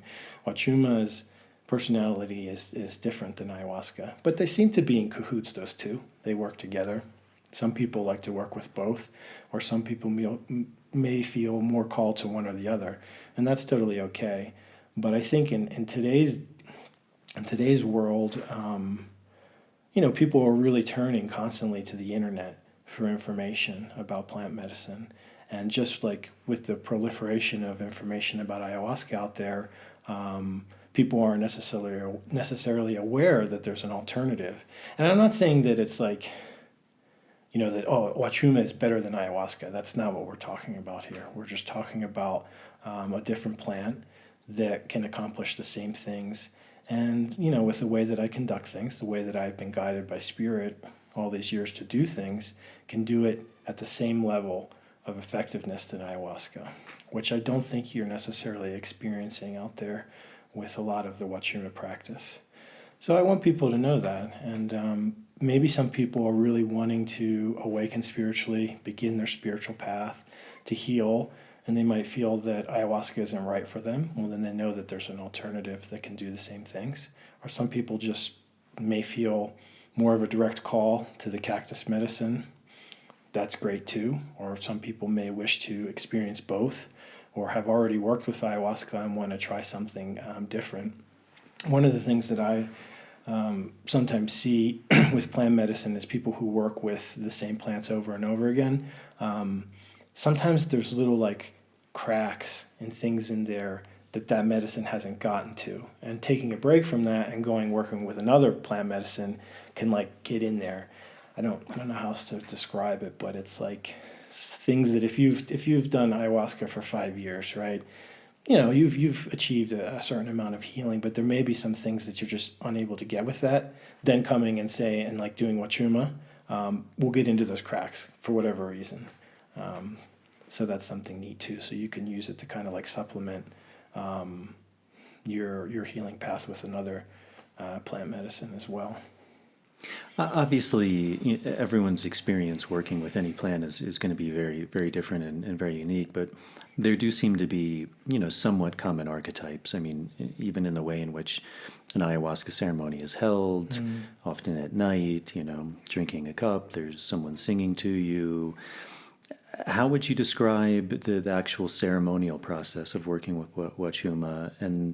And then also, are there for you similarities between maybe that archetypical ayahuasca experience? Are there differences? What are those differences? And also in the way that the plant works, because you mentioned, each of these plants is a complete system in and of itself, but they're different. Right. One's a cactus, one's a combination of two other plants. So just fundamentally, they're different. So obviously they would work in different ways. So, if someone is maybe familiar with ayahuasca, or even if they're not, maybe you can describe a little bit about that. But then also with Wachuma, what are the differences? What separates it? What's the quality? Because I think also, as you said, there is so much knowledge seemingly now on the internet, but it's not always necessarily knowledge that's based in wisdom or a real deep understanding of what's going on. Yeah, so let's talk about that. Basically, the way that the journey itself, the way when you ingest the medicine and how you experience it between those two plants is different. So I conduct the Wachuma during the daytime, and that seems to be the case for most Wachuma ceremonies. So we start in the morning, and the effects of the medicine are going to last longer than ayahuasca. So we're talking about 12 to 15 hours average in most cases. But in my ceremony, I start in the morning, and the circle portion of the ceremony, I like to call it, lasts about 8 hours. So that's when the effects are the strongest. I sing medicine songs in the ceremony for the first 3 to 5 hours, depending. So the songs themselves are extremely powerful. So you have the power of the voice, the vibration behind it, which is healing, and also these songs do or serve specific functions in the ceremony. So calling in helpful spirits, driving the flow of the medicine, raising it up, lowering it down, clearing out certain energies, calling in certain energies. There's a number of things that these songs do in the ceremony space that are really important, that complement what the medicine is doing within each individual. Wachuma, it tends to be, it comes and goes in waves. So there's a number of waves where it can get stronger and the effect is stronger, and then it comes back down, and kind of coming and going in waves for the course of the journey. So like in my ceremony, after the singing portion and towards the end of the singing portion, I like to work on everybody individually. So they get an individual medicine song or ikaro, and then a tobacco clearing and blessing. And then after that, we move into the more silent part of the ceremony where, people can have a little bit of light chit chat and check in with each other respectfully. And then kind of riding out the last waves until the sun goes down. And then we make a bonfire and get served tea and snacks, and then have a soup dinner. And then everyone is just kind of still in the space, but kind of coming down until they're ready to go to bed, so they can hang out around the fire as long as they want. So it's a full healing day. It's a full day's event. And everything kind of contained in the ceremony area, and everyone is being looked out for. With respect to how the plant medicines like heal and remove heavy energies, so like the shamanic understanding of illness is that we can acquire these energetic roots that are going to appear on one of the different levels of our being. So again, the subtle energetic, like the spiritual body, emotional, mental, and so forth. And these plant medicines and Wachuma will go in there and kind of like a heat-seeking missile and find them and remove them. And one of the major ways that these heavy energies are going to be removed from us is through the physical purge or the vomiting. It's one of the ways that the body can get a large amount of these energies out. So it's not a side effect of the medicine like it's undesirable. It's one of the effects and one of the desirable effects. And for most people, in my experience with my ceremonies, most people will purge. I conduct 10-day healing retreats that include 3 Wachuma ceremonies, because it seems to be that 3 is the number that completes a treatment. That's like one particular work, not just one ceremony, but 3. So most people will purge at least during one of those 3 ceremonies. And if they don't, that doesn't mean that the medicine's not working either. It will come out in other ways, through urination, sweating, or just the energy itself will slowly but surely come out through the aura and out. With the medicine that I prepare and serve, people's experience in the ceremony are usually 3 things, or a combination of. Some people have fully inward journey, like lie down on their mat, close their eyes, full visions, and journeying inward like ayahuasca. Some people, or most people, will experience altered states of perception with their eyes open. So seeing energies in the environments, sometimes seeing spirit, and communicating with the spirits of nature is very common, having a conversation with the mountain spirits or the plant spirits around you, and also with Wachuma himself. And then for most people, it's usually a combination of the inward and the outward journey. So with the eyes closed, going inward, and then with the eyes open and experiencing everything around them. Wachuma seems to be a very direct spirit with respect to the wisdom and the information that it gives you. And he doesn't always kind of like force you to go into areas that you don't want to go.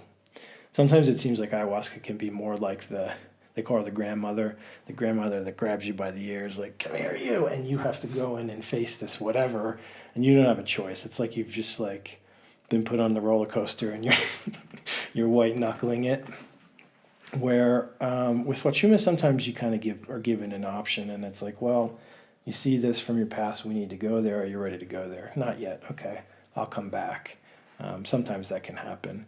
Or when the medicine is really intense, there seems to be a certain groundedness because we're outside in nature, we're on the earth, we're surrounded by these powerful mountains, which are really powerful, energetic structures and beings.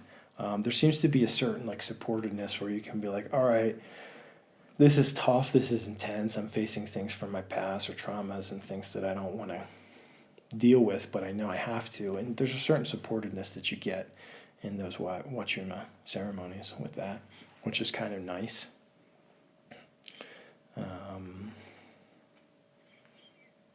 Yeah.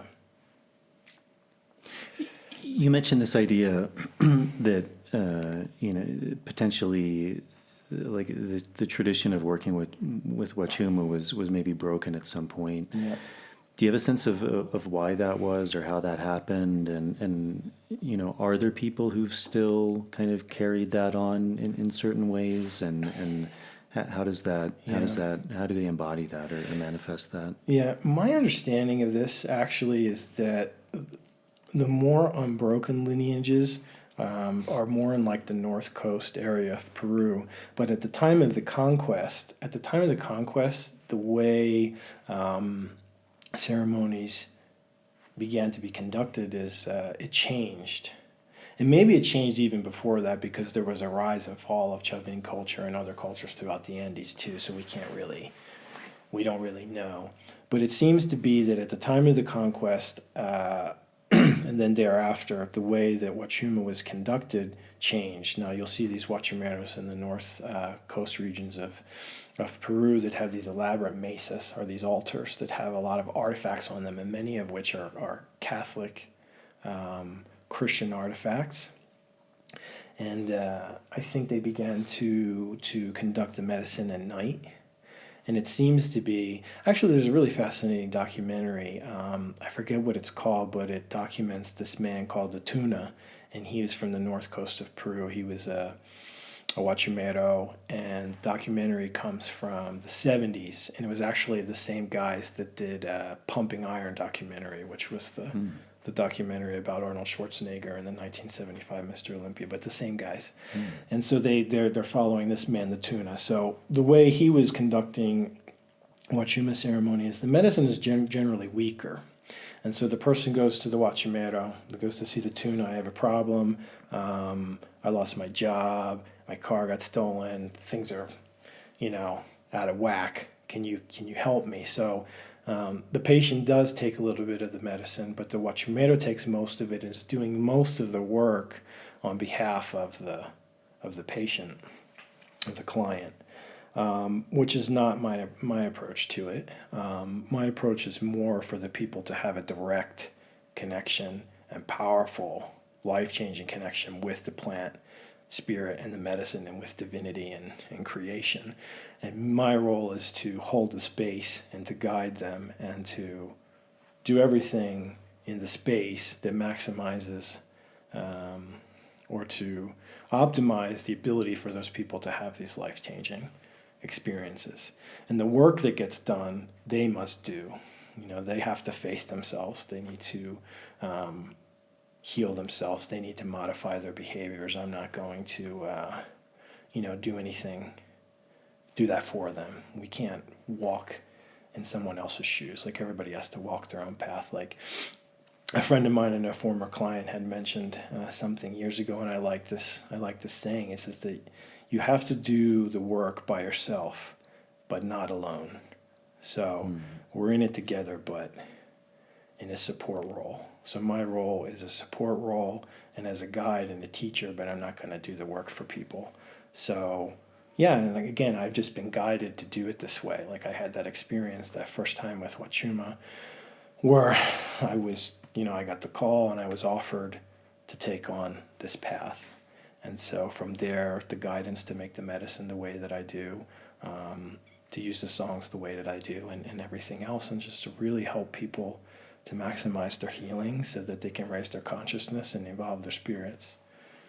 I heard you mention this idea, which I think is really good, that this work is like three circles. There's the the guide, the person running the ceremony, there's the medicine, and Yep. there's the participant. And like where those three cross, that's where the essence is. But each of those has to interact with the other. It can't just be one, or Right. it can't even really be two. Like they all three have to come together. Can you talk a little bit about Yeah, that? absolutely. So this was explained to me actually like a number of years more into my journey, but I really liked it, and it was like it clicked because it was like, oh, this is how I'm doing things. So somebody just explained it and showed the diagram. So we have these three circles, right?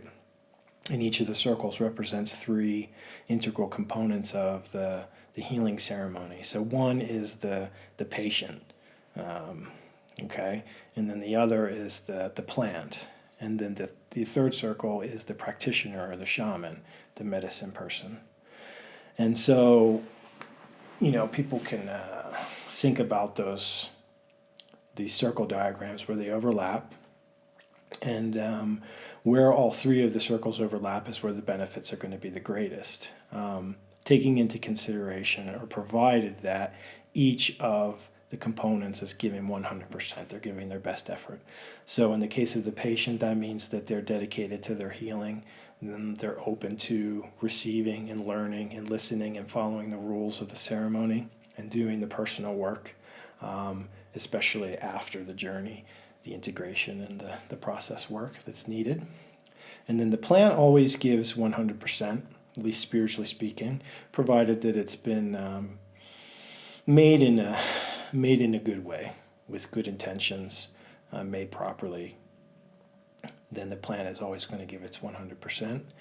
And then the shamanic practitioner is the third component, who hopefully has done the work on themselves to heal themselves and to attain a certain level of mastery with the plant medicine, that it, at least have gotten their black belt, we'll say, quote unquote, the shamanic black belt. And so they're given 100% because they wish to see, the best changes and then the best healing for their clients. So we have the overlap with the three circles. This is especially important for people who are beginning their journey with plant medicine and beginning their healing journey. It's not recommended for people to drink medicine by themselves, because you're taking away this entire powerful component. You're taking away one of the circles, and now it's just the patient and the plant, and a patient who's not trained or not very learned in this world yet. So they're missing out. And there's also inherent, dangers that can happen with people if they're working with it by themselves. But again, somebody's always going to say, but I've been taking plant medicine for 10 years. Can't I go out and do by myself? And the answer is, probably yes at that point. Me as a practitioner and other practitioner friends, we can drink medicine by ourselves. But then the practitioner and the patient is one in that case. But still sometimes it's good to work with other masters as well from time to time. So if I want to sit in an ayahuasca circle, I'm not going to take ayahuasca by myself. I'm going to sit with a trusted a master, professional, so to speak. Mm-hmm. Yeah. What do you think some of those dangers are, and also maybe some of the downsides? Because I think, for many people who have gone really deeply into this work, I mean, obviously there's something that's called them, they've experienced a tremendous benefit. But also, you use this analogy, which I find interesting because I also practice martial arts, and, this idea of a black belt. And, like in a jiu-jitsu sense, one can be a purple belt, which is very high. Like it's a good practitioner, but they're not a black belt. So that means there's things that they still don't know. So obviously, if a purple belt is leading a ceremony, there's a lot they can teach, but there's things they don't know as well. And, it's interesting because I think like many people who I've interviewed, I think most good people in a way tend to be a bit off the radar. I think it's just kind of something inherent in the work. And yet, now that I'm doing this podcast, it's interesting because, like, putting the videos up online and kind of just in a way, putting myself out there a bit. But de facto, because of that, uploading these videos and stuff, I'll often upload them to like these like ayahuasca groups and things like that. And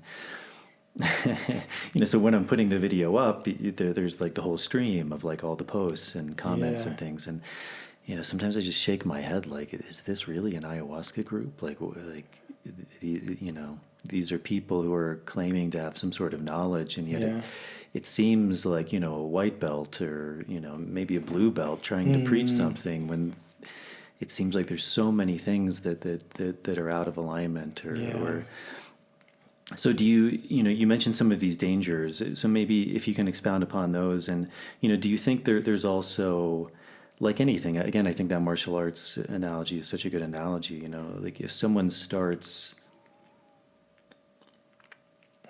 either working with these plants at a white belt level or a blue belt level, or even, because as you were saying, it's the path of being a doctor and the path of becoming more whole, however we want to look at that, more awake, more open, more healed. Like they're not, in one sense, they are separate in this path, and yet, at the essence, they're moving towards the same thing. Yeah. And so, do you think there's also a danger of, it seems sometimes these plants can also potentially, like, while they can heal, maybe if it's not they're worked with properly, they can also potentially, feed some of these things, like feeding the ego. You'll often see in this work, this sense of like, I know, or I'm better than because I do this work, or this very common phrase that's often thrown out, like ayahuasca told me, or Wachuma told me, therefore it's true, because it's seemingly coming from this higher place. And yet, as you mentioned, you can't remove the patient from that, so it's not, we can't just say, well, ayahuasca told me this, therefore it's true, because you can't remove that from the source that it's coming through. Yeah. So yeah, maybe just like some of the, you mentioned this kind of darkness or downsides. Like, do you see some of those things that are things that, also because I think it's important. Like as this work gets out there, like what are some of the pitfalls? What are some of the things to look after, not only in practitioners but also in oneself? To see like, hey, maybe I have been doing this work for 5 years or 10 years, but if I'm still holding on to some of these things, like what are signs to begin to see, like, hey, maybe I do need to go to someone to work with them because there is still something I'm holding on to. Yeah, I'd like to touch on, I think, most of the things that you said. And just the last thing that you said is like, go see someone because there's something that I'm missing. Sometimes things just remain in our blind spot. So, get a little help from your friends. Go see somebody. Doesn't mean you can't come back to your own practice, whatever. But yeah, the dangers. I want to say, first of all, that at some level of awareness, and it's like maybe higher up, because everything is perfect, even the dangers and the quote unquote bad things that can happen to us here can yield benefits in our lives in time. So knowing that if you've gone through any of the quote unquote bad things that I'm going to discuss, that, on some level you were meant to experience that. And when you overcome that and transcend that and heal that, there will be blessings and gifts that will come. That said, I think we can minimize a lot of suffering for people by, kind of following a certain straight path and avoiding these so-called dangers. So, like in this plane, in this 3D plane of perceived opposites, light and dark, good and bad, and so forth, with plant medicine, there's a lot that most people don't realize exists, the so-called dark side, or the dark side of the force. It was shown to me years ago that the power, the shamanic power, which is just energy, can be looked at like a coin. It has two sides. One side is light, one is dark, but the energy is the same. These medicines can be used to heal, or they can also be used to harm, energetically speaking and spiritually speaking. So What's the difference? It's the intention behind the practitioner. So unfortunately, a lot of people get duped because there are people out there that kind of work both sides of the force. It's hard to know going in if the people are pure of heart and have the best intentions for their clients and their patients. So you can get into trouble in that way, and that's not drinking by yourself. That's going and working with somebody that doesn't have your highest good in mind. But working with the plants in the beginning by yourself without any kind of previous healing or protections that are given that come from the plants or that come from the qualified maestro. When you take the plants, you're given protections. When you take these plants in the beginning, it opens you up energetically. It blasts your channels way open. Your auric field is going to open up so that theoretically the energies that you want out, that are leading you to be in a state of dis-ease, needs to come out. So that's why it's important to work in the beginning with someone that can hold the space for you so that you can let go and so that you can heal and all the shit comes out. Pardon my language. And you can do it safely because there are other entities out there, parasitic entities, energies, and spirits and things that can latch onto you when you're in a vulnerable state and then end up doing more harm to you. And that's really, hopefully, not the goal.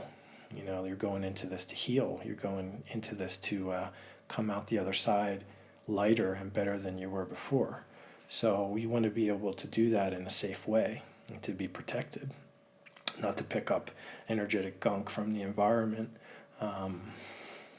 So that's like one of the dangers of working with these plants by yourself. And people might think that, the Wachuma, that ayahuasca are like other types of psychedelics that are more synthetic, or it's just a mind trip. It's just chemicals in your brain that's producing this experience, and that's not 100% the case. Yeah, they're activating and working in your brain, but they are lifting the perceived veil of this reality, which encompasses a lot more that we don't see or feel or perceive on a daily basis. For most people, it's like, the old radio tuners. There's many stations, but we're always kind of dialed into just one frequency. When you work with the plants, then more of these frequencies become visible and perceivable to you. So yeah, it's important to be in a safe space and for it to be conducted. I mean, I don't know about anybody else, but for me, I don't like to waste my time either when it comes to life. I like to streamline things as much as possible. So I want to I want to have the best experience possible. So not waste my time. But then again, my path in life has often been swervy and up and down. I've had some pretty horrible things happen to me, which, after kind of transcending those things and overcoming them, I can see the gifts that have come. But I also recognize that in my role as a teacher, like I, on a soul level, chose to experience those things so that I can help other people that are going through similar things in their life. Again, so I can be the medicine, so I went through it. But now, if I'm able to help people, avoid some suffering, I'm willing to do that. So I've made mistakes. I've learned from other people's mistakes as well, kind of seen the good, the bad, and the ugly in the medicine world. So now I can help people to avoid that. Mm-hmm. Another thing you mentioned that I want to touch on is about exacerbation of the ego. 100% happens, and you see it everywhere. It also, why does that happen? Well, I don't know the inner workings of it, right? Nobody exactly knows. But it seems to be that people who work with plant medicines but are not really and genuinely taking on the challenge to heal all their stuff and to change themselves and become better persons and to eliminate what we would call ego and the way that it manifests in their behaviors in life. If they're not willing to do that, it will absolutely and does exacerbate their egos. And this is dangerous. It's a big pitfall because it's like people keep taking medicine, and they think that they're graduating in levels or in grades. And it's not the case. It's like each grade seems like it's infinite. They're just kind of spinning out in the same grade, and their ego's just getting like inflated because they're missing something, or they're unwilling to look at, address, and heal their core issues. And so we see that. And I think that's probably, kind of the case too with those native practitioners that we mentioned that have kind of like compartmentalized, like, this is my personal life. I can drink alcohol, I can cheat on my spouse, or whatever. But in ceremony, I'm the man. So there is some sort of like inflation of the ego there. Now those practitioners too are coming from the culture, and they've done, I'm certain, a lot of work too with the dieting and all that stuff to get to that level. But especially for like people who are not initiates or Westerners or whatever, there's a huge pitfall with taking medicine and not actually doing the work. So I would like people out there to be careful of that, because you will just spin out and you're not actually advancing. Do you think that's part of, because in this work, this idea of integration gets mentioned a lot, and it seems that these plants have this amazing ability to teach, and to teach from something that is very pure, something that's kind of, I don't know what the right word is, but I don't necessarily like the word above, but somehow from a place that's deeper than our, as you mentioned, the frequency that our ego is operating on a day-to-day basis, and that's very profound, and kind of that idea of like gnosis. It's something that's like known deep inside of us, but it seems like that. As you said, exactly this idea of like compartmentalizing, and like we can have an experience, we can see a truth, which is also something like we seem to not like to talk about these days, like there is no truth, which is a statement of truth. Right. But that these plants have the ability to point us towards these truths, towards these timeless principles, towards these things that all of these cultures, all of these spiritual traditions have been pointing towards. And yet we can understand that in the experience, or even, outside the experience, compartmentalizing that. But it seems it can be very difficult, and maybe that's where, I don't know how you feel, that this process of integration comes in, is much like you said, like, am I able to then take that principle and apply it to all areas of my life? An example I often use, it's not so relevant anymore, but it was one of the most fascinating things I would see, especially from people who had worked a lot with plants, during the Trump era, is they hated the guy. They hated him because they thought that he hated people. So they felt justified to hate him. And, to me, that seems like a lack of principle. Like, if the principle I learned is, this idea of like being compassionate with myself, understanding myself, like learning like why someone is suffering, like how can I hold that space to allow them to heal? And yet maybe we understand that, and yet then in some other aspect of our lives, we turn into the hater, the abuser, the person, who judges. Again, like these timeless principles, like the golden rule, or, as Jesus would say, like it's very easy to see the speck in my brother's eye, but not the log in my own eye. Right. And so it seems like, again, one of these things is it's really, even when these truths come through, as you said, it's like we can compartmentalize that in a certain realm, but it's very difficult to then take that principle and apply it to all aspects of our lives, outside of ceremony. Like, who am I outside of ceremony? Am I embodying the medicine?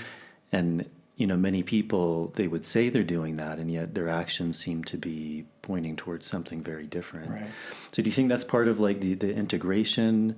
Or is that also part of like having a good teacher, is like someone who can point that out and be like, hey, like, this is where you're off? Or, someone who maybe your ego does begin to get really fed, and it's like, okay, we're going to give you a big dose today. Yeah. And then let's, let's let's calm that ego down a little bit. Yeah. What are your thoughts of that? It's kind of an abstract question. It's okay. it's like if you as a person are lucky enough to have, well, maybe it's not luck, but if you, for whatever reason in your life path and purpose, come to a teacher that's going to keep you in check that way, great. You're probably going to suffer less. Yeah, it's like that whole like do as I say but not as I do mentality. It's kind of like what you're talking about there. Like, I hate that guy because he hates, or whatever. You got to be it, or the people who are compartmentalizing are, do as I say but not as I do. I'll tell you what to do in ceremony, but don't follow, my lead outside of ceremony. But getting back to that, there is no outside of ceremony. So really how you are in your life is how you are in ceremony on some level. Mm-hmm. Lack of integration work, yeah, probably, potentially. Some people who are called to be healers might just have this innate ability to kind of keep themselves in check with respect to staying on the path, embodying it, the principles, not just like talking about these lofty principles, but then not actually doing those things or following those things. But for the rest of the people, it would be good to like kind of like get close to somebody who's embodying it, who's being the medicine. Because there seems to be that when people heal themselves, their vibration rises. And so that vibration kind of has a ripple out or, extends out beyond. So like when you're sitting with someone, like right now, you and I are sitting here, our fields are interacting. So in a certain degree, I think there's even like a certain amount of information that gets exchanged subconsciously that we're not aware of, and just like driving the flow of this conversation, the questions that you ask me and my responses and so forth. So we're interacting that way. So like if you kind of like find a healer that's really resonating at a high frequency, just being around them, it's going to help to promote your healing and your growth, and it's going to bring your knowledge up. It's going to raise your consciousness just by being around them. Mm-hmm. And I'm really big on the integration work and the processing work. Like I consider myself a teacher, and I think it's such an integral part of the medicine experience. It's why I really feel dedicated to doing these retreats for people, because it's a full program. It's the full package. Like we're there for 10 days focusing on our betterment. People can interact with me one-on-one or in the group shares that we do, where I can share wisdom about the things that they've experienced in ceremony and to help guide them. It's not enough, in my opinion, just to take the cup, have the ceremony, and then like off you go. Like, no, I'm going to help people to integrate, to pull down, if you will, some of this higher level information that they get and ground it into their existence so that it's useful, in their day-to-day lives. And that's an ongoing thing too for those who, want to take advantage of it. Checking in with your facilitators and practitioners when you go back. If you, did your retreat here in Peru, you go back to your countries, just to kind of keep you in check, just kind of stay on the path. Mm-hmm. I think that's very important. There's often this aspect, and you see it in a lot of shamanic paths, and it's this idea of suffering. I mean, very, very commonly, like they would say, like the path of the shaman is the path of suffering, and kind of this idea, or the path of dying. It's that we have to go into our suffering to emerge from it. We have to go into the darkness to be able to embody that light. And kind of that balance of, like you said, in an ultimate sense, sometimes these very difficult experiences can be our greatest teacher.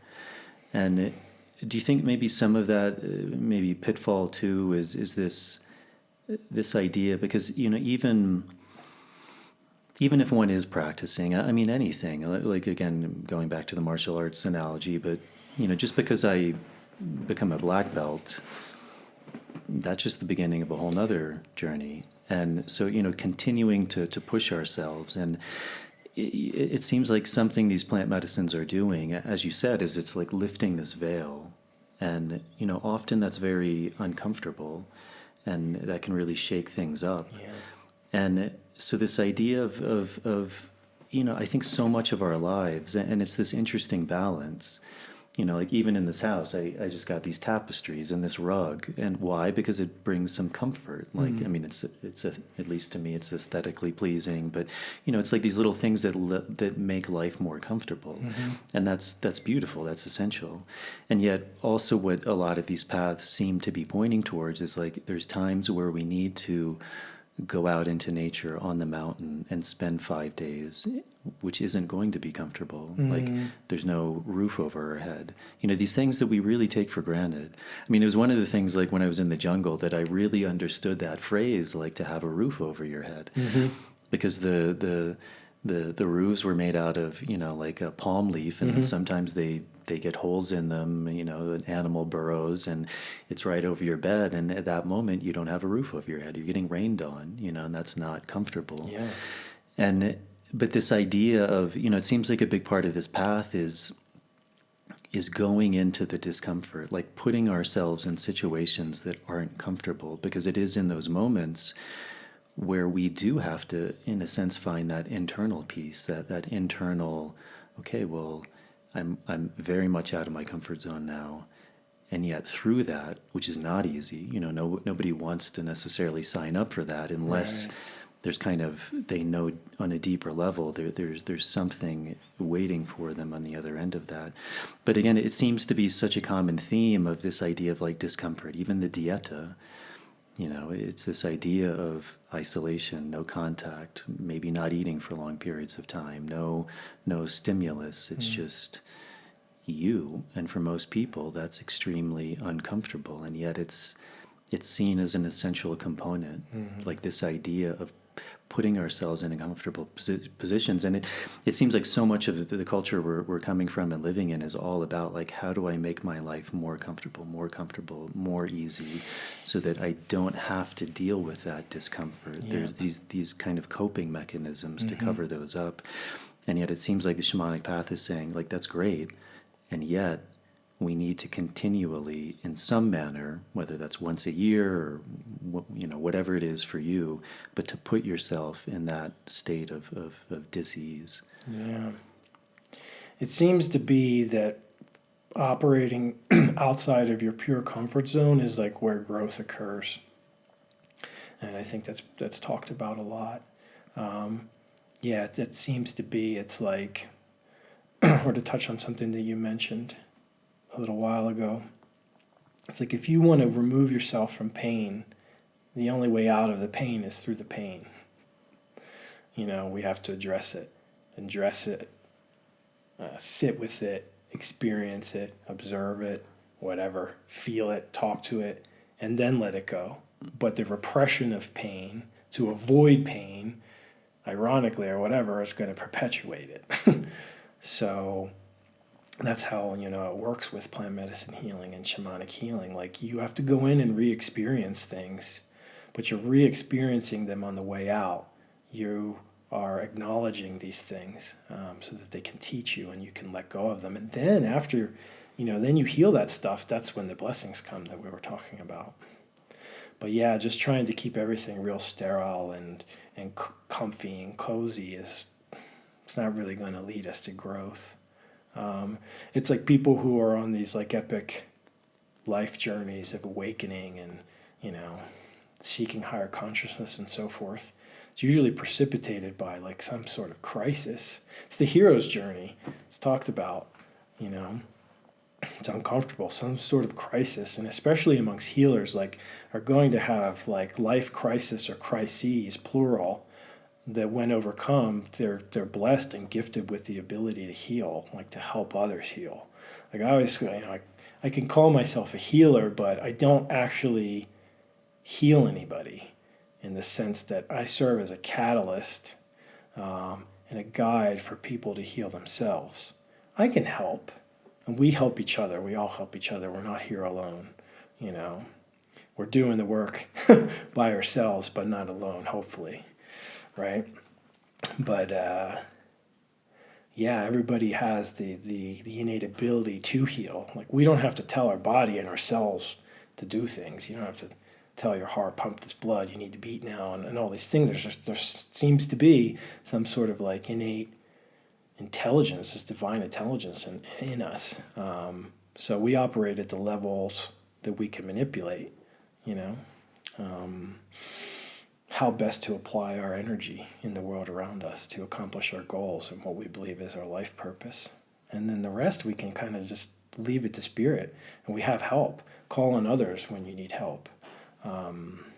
That's a big thing. Sometimes people are so afraid or ashamed to ask for help, but we have to do it. Ultimately, if you want to heal yourself, there is a period in time when you will have to surrender, in a sense, and ask for help from someone else. And that person will assist you. That might be coming to me for the retreat, right? And I'm going to conduct the ceremony for you and hold the space and make sure it's safe and make sure I made that medicine really nice for you, and and I'm pouring my heart into the circle and into the songs and everything. And then you can start healing yourself. But ultimately, you know, it begins with asking for help too. And that's tough. I mean, I've been there. Many of us have been there where we just felt self-conscious or ashamed to ask for help, but it's all connected, right?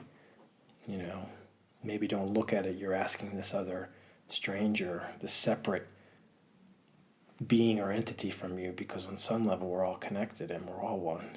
So you can ask. It's just an extension of yourself in a way. You mentioned this idea, like with coca, that you know, this final substance of cocaine is very far removed from the actual plant, and you know, it takes a tremendous amount of leaves to produce that. You know, quite unsustainable. All the chemicals, the kerosene, the pollution. What are your thoughts on? Because it seems like a lot of this work is, you know, like obviously a lot of people are coming down, experiencing these plants like ayahuasca, Wachuma, but also as that happens, there's a real resurgence in interest in, you know, the way that in some of the cultures we come from, this kind of like reductionist way of looking at things, which, you know, a lot of people look at is like bad, which I don't. It's like everything, as you said, it serves a purpose. There's a beauty to that, and there's a downside to it. Yeah. But this idea, you know, of breaking these things down, you know, like coca or Wachuma, for example, and saying, well, this is mescaline. That's what's giving the effect, and yet not seeing all of the other alkaloids or all of the other chemicals in that plant. Not seeing the importance of the ceremony, of the patient, of the practitioner, the environment, the intention, you know, all of these other external factors. And yet it seems like, you know, that's really one of the directions this work is moving. Things like psychedelic assisted therapy, I mean, they're becoming very, very common. Psilocybin, MDMA, you know, to more of a degree now, also DMT. I imagine mescaline is going to be one of those as well. And so what are your thoughts on those? Because on the one hand, you know, there is like this completely taking it out of context, all of the other things that are happening. And yet on the other hand, it seems like there's a tremendous benefit. I think it was MAPS who just did a whole multi-year project with, I believe it was MDMA and PTSD, post-traumatic stress disorder. And they found that 2/3 of the people actually freed themselves of PTSD, which is incredible because there's nothing else in you know, pharmaceutical medicine has come close to that. I mean, the best that could be done was like symptom reduction and having to take these pills on a regular basis to try and just mitigate the symptoms, but it was always there, you know, and it could flare up, but you know, 2/3 of the people were free, like it was gone, which is incredible. Yeah. I mean, I think it's also easy to say like, well, 1/3 still, you know, has them, but 2 out of 3 are free, you know, which is incredible in a way. So do you have any sense of like that balance of, you know, on the one hand, there does seem to be a real benefit, and yet on the other hand, there potentially could be all sorts of aspects that are missing as well. Yeah. You know what? It's an improvement, I would say. at the very least, what you're, those therapies that you're discussing are at least a step up from everything else that they were doing in mainstream medicine, allopathic medicine, or what's, mainstream or accepted by society. It's a step up. So I think that's good, but there's other, obviously, more holistic approaches out there, as we were talking about the complete package with the plant medicine ceremonies. So yeah, I'm not. I wouldn't say I'm against it. It seems to be that maybe some of those practices in the way of thinking is very linear, left-brained, so to speak, quote unquote. Logical. It's coming from like scientific method and so forth, where there's really so much that happens with respect to like plant spirit medicine that can't be measured. It just can't be measured by science. But the proof is in the pudding. So you do the work, you feel better, you feel healed, then we don't need scientific measurements to say that you're healed. There is a certain large amount of subjectivity in that, like the 2 out of 3 people that released their PTSD. How do you prove that the PTSD is gone? How do you prove that it was there in the first place? Well, you took their word for it. I'm suffering. They went through the traumas, and then now they don't have the symptoms anymore. That's good enough for me. So, the proof is in the pudding. How do the people feel afterwards? But yeah, I mean, I think it's a step up. I don't have an issue with those, with those therapies, conducted in a clinical setting with psychedelics or entheogens. But it would be ideal, excuse me, that, plant medicine circles and conducted properly, that those would become more mainstream and accepted, And if they don't, then that's fine. They're here. They exist, and, I'll get the word out there in any way that I can. Mm-hmm. Do you have a sense of the direction these things are moving in? I mean, in the beginning, you mentioned this idea of these cycles of time, and there are certain times that are potentially more auspicious. But certainly, I mean, it seems, and maybe it's just the advent of the internet, maybe there's a really deep need, potentially the destruction of a lot of the climates and habitats in which these plants are native to. But for whatever reason, it seems like there is a tremendous expansion of these plants.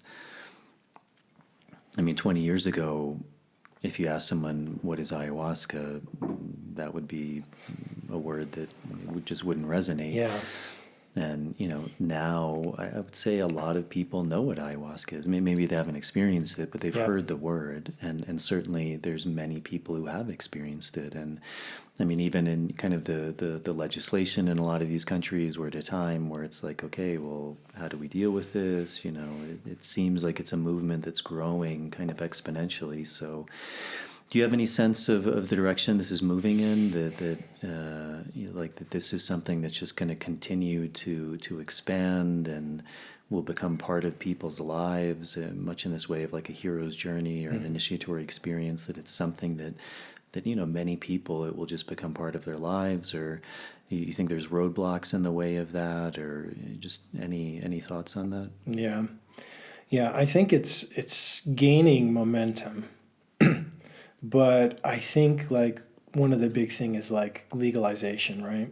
We talk about legalization, or we talk about decriminalization of entheogenic plant medicines, or these substances as they're classified, by governments.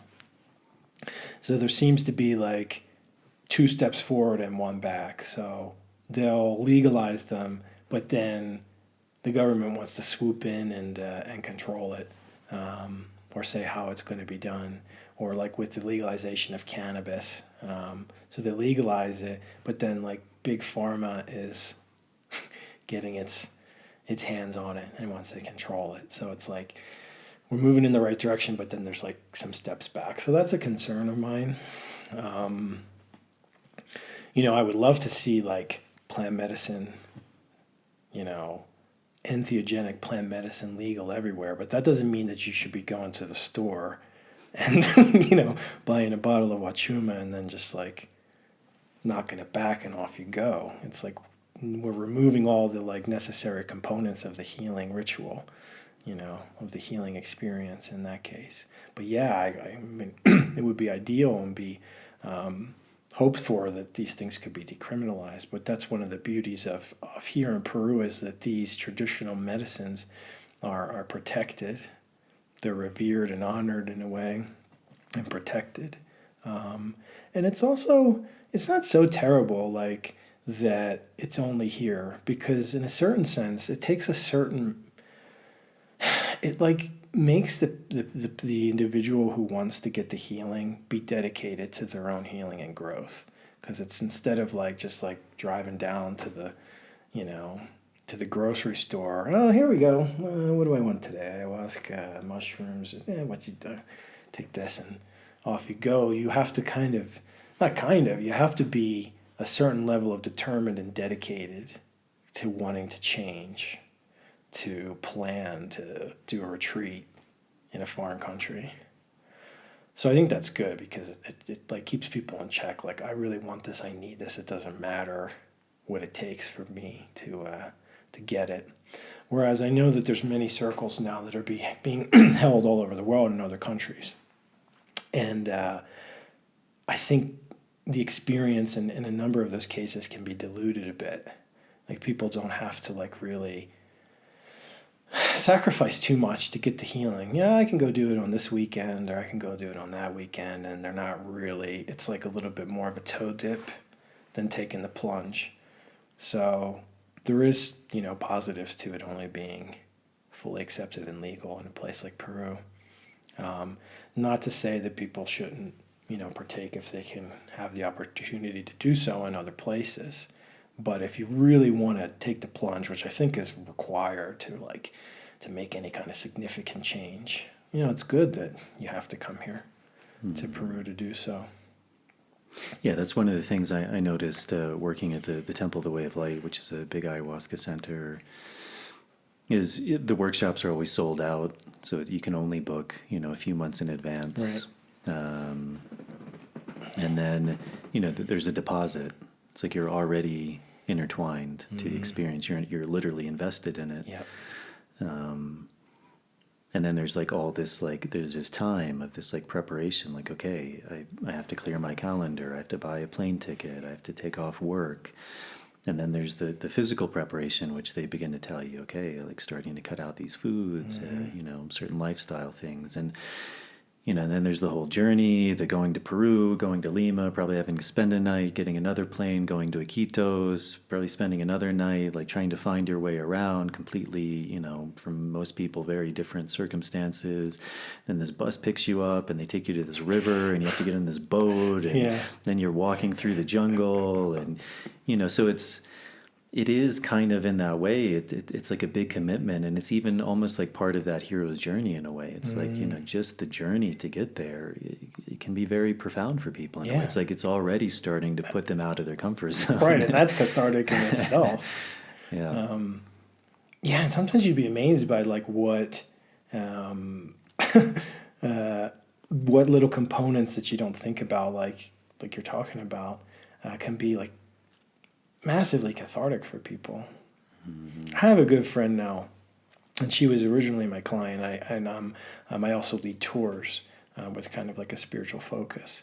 But some years ago, I was leading a tour, and it was 8 days. It included a Wachuma ceremony. We went around to the various sacred sites here in the Cusco region, and just like something as simple as like going through this tunnel. There's this neat tunnel at the site of Sacsayhuaman, which is up above Cusco. It's an ancient initiation center. It's known for the huge megalithic stones or the megalithic structures, which means big stones. But just going through this tunnel, and this particular individual had a really hard time because it was like claustrophobic, it was scary and whatever, and had a hard time.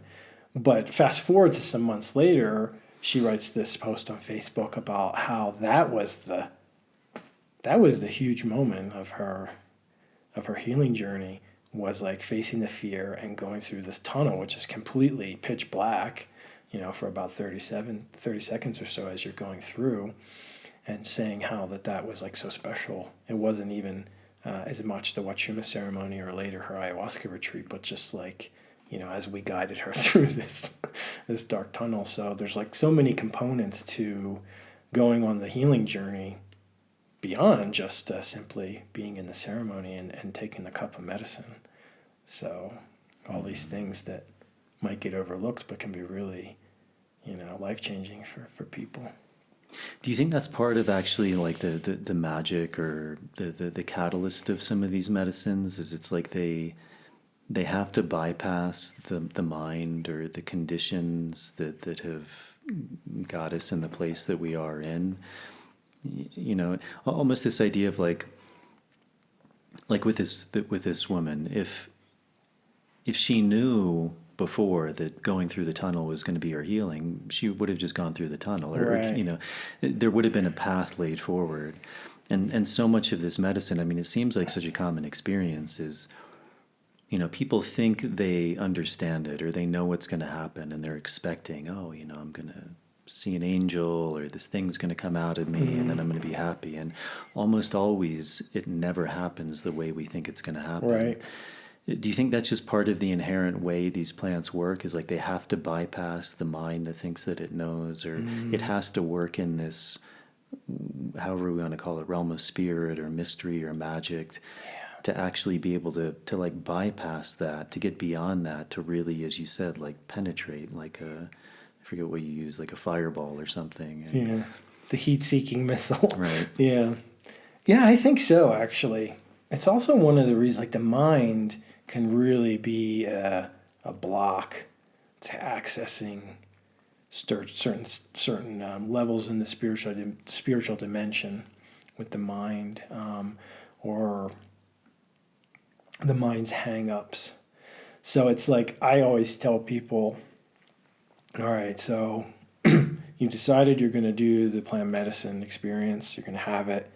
You've watched some YouTube videos. You've read or listened and watched to people's testimonials. That's it. Don't do it anymore, because the mind is a tricky little bugger, and it will latch onto the imagery that these people describe in their individual ceremonies. And I've seen people come down over the years. I also managed an ayahuasca camp for a year, in addition to doing my own program with Wachuma. And like, especially in the early days, I was fascinated. People were like, yeah, but I saw this, and this guy said that he had this happen.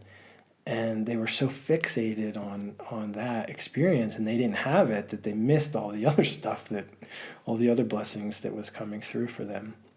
So yeah, like in a way, it's good to have that part of the mind bypassed.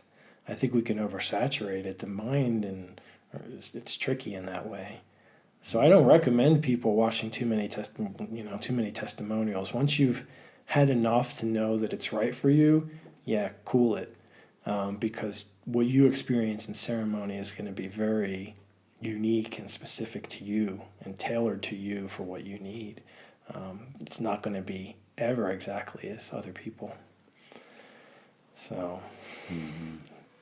Yeah, totally. Do you have any sense of like the direction things are moving in for you, like your work, or where you see yourself and in the coming years, and just kind of really grounded in this practice, or any ideas? Yeah, I mean, I see myself continuing to do the work and being available for people to do the work, because it's like now more than ever the world needs this. It needs awakening. And people to awaken and to heal themselves, which is going to raise the vibration on the planet. I mean, we think it's small, but it has a ripple effect. You heal yourself, you interact with other people, you serve in certain way as catalysts for them to do the same thing. I talked about the solar system making its return towards the galactic center. Well, that's happening. So more and more people, I believe and hope, will be coming to these medicines to awaken and to heal. And in that way, the vibration on the planet is going to rise, inevitably. It's kind of like we don't have to go to battle with the stuff that's not working on the planet. We just, focus on our individual selves, which helps the collective, raise the vibration on the planet. We don't have to go to war against whatever, XYZ. So yeah, I see myself here and being in this role of service, to raising the vibration of the planet, one person at a time. And I'd like to see as many people as feel called to it come here and take advantage of that. Years ago I was hesitant to appear in interviews and on the internet and stuff. There was a certain resistance that I had to it, which I don't have anymore, because I realized the importance of this work, and I realize, what I've got here that must be shared with others. It's not just for me by any means. So now I'm willing to go on these interviews and to talk about the things that I've experienced and what I have to offer for people, to put it out there, because otherwise it's unknown. And I think there seems to be a push from the unseen realms, the spirit guides, the plant spirits that are, pushing me out there, and not just me, but others too, who have a message, of importance to share with the world, to get out there and make it known. Hey, this is available. I'm here. I want to help. My heart is open, and I want to receive people, and I want to help people. And it's part of, it's my life path. It's my purpose, and I'm being guided to do that, but I also want to do it. So, I'm taking on that responsibility of embodying the medicine and being the medicine. I want to share that. You mentioned this idea, which I think is really fundamentally important. Maybe you can talk a little bit about it, but you said this thing of, like, when I do the internal work, I don't have to go to war with X, Y, and Z. Yeah. It just feels to me like if you want to change the vibration of the planet, right, and you want to see no more haters in the world, well, don't hate the haters like we were talking about earlier. That's like one approach by which you're trying to remove something with force. Where instead, if you turn the focus on yourself and go inward and heal yourself and raise your vibration, eventually the vibration on the planet is going to rise such that it's unhospitable for hate. Yeah. Why do you think that's such a hard thing for people to do? Well, there's a lot of factors here. We are in this duality plane yet. Conditioning, I think, societal conditioning. We're social creatures. We learn by observation. Especially like in our formative years as children. They say like between the age of like birth and age 8, your entire like subconscious mind and programming is like uploaded. And we learn that from like observing others. So our family and our peers and so forth. So there's a lot of like energy credits, if you will, built up in like behaviors that are harmful or that are not harmonious. Yeah, it takes some dedicated work to break that. Do you have any like advice or recommendation? Obviously outside of, plant work is a huge catalyst for that, but anything that people can do outside of that to kind of in their lives cultivate that idea of, going inwards rather than fighting these external wars? Yeah, I think it's just like like mindfulness practices. We talk about that. I don't know. There's so many tools out there that you can have in your spiritual toolbox, so to speak. If plant medicine isn't one of them, that doesn't mean it's not going to be in the future. So like I always talk about the spiritual toolbox. And what that is it's a set of tools or practices that you use at any one time on your path. So if your intention is to raise your consciousness, evolve your spirit, and heal, all right, so then you're going to carry tools in your theoretical spiritual toolbox that are going to help you with that. And it's challenging. Depending on where people live too.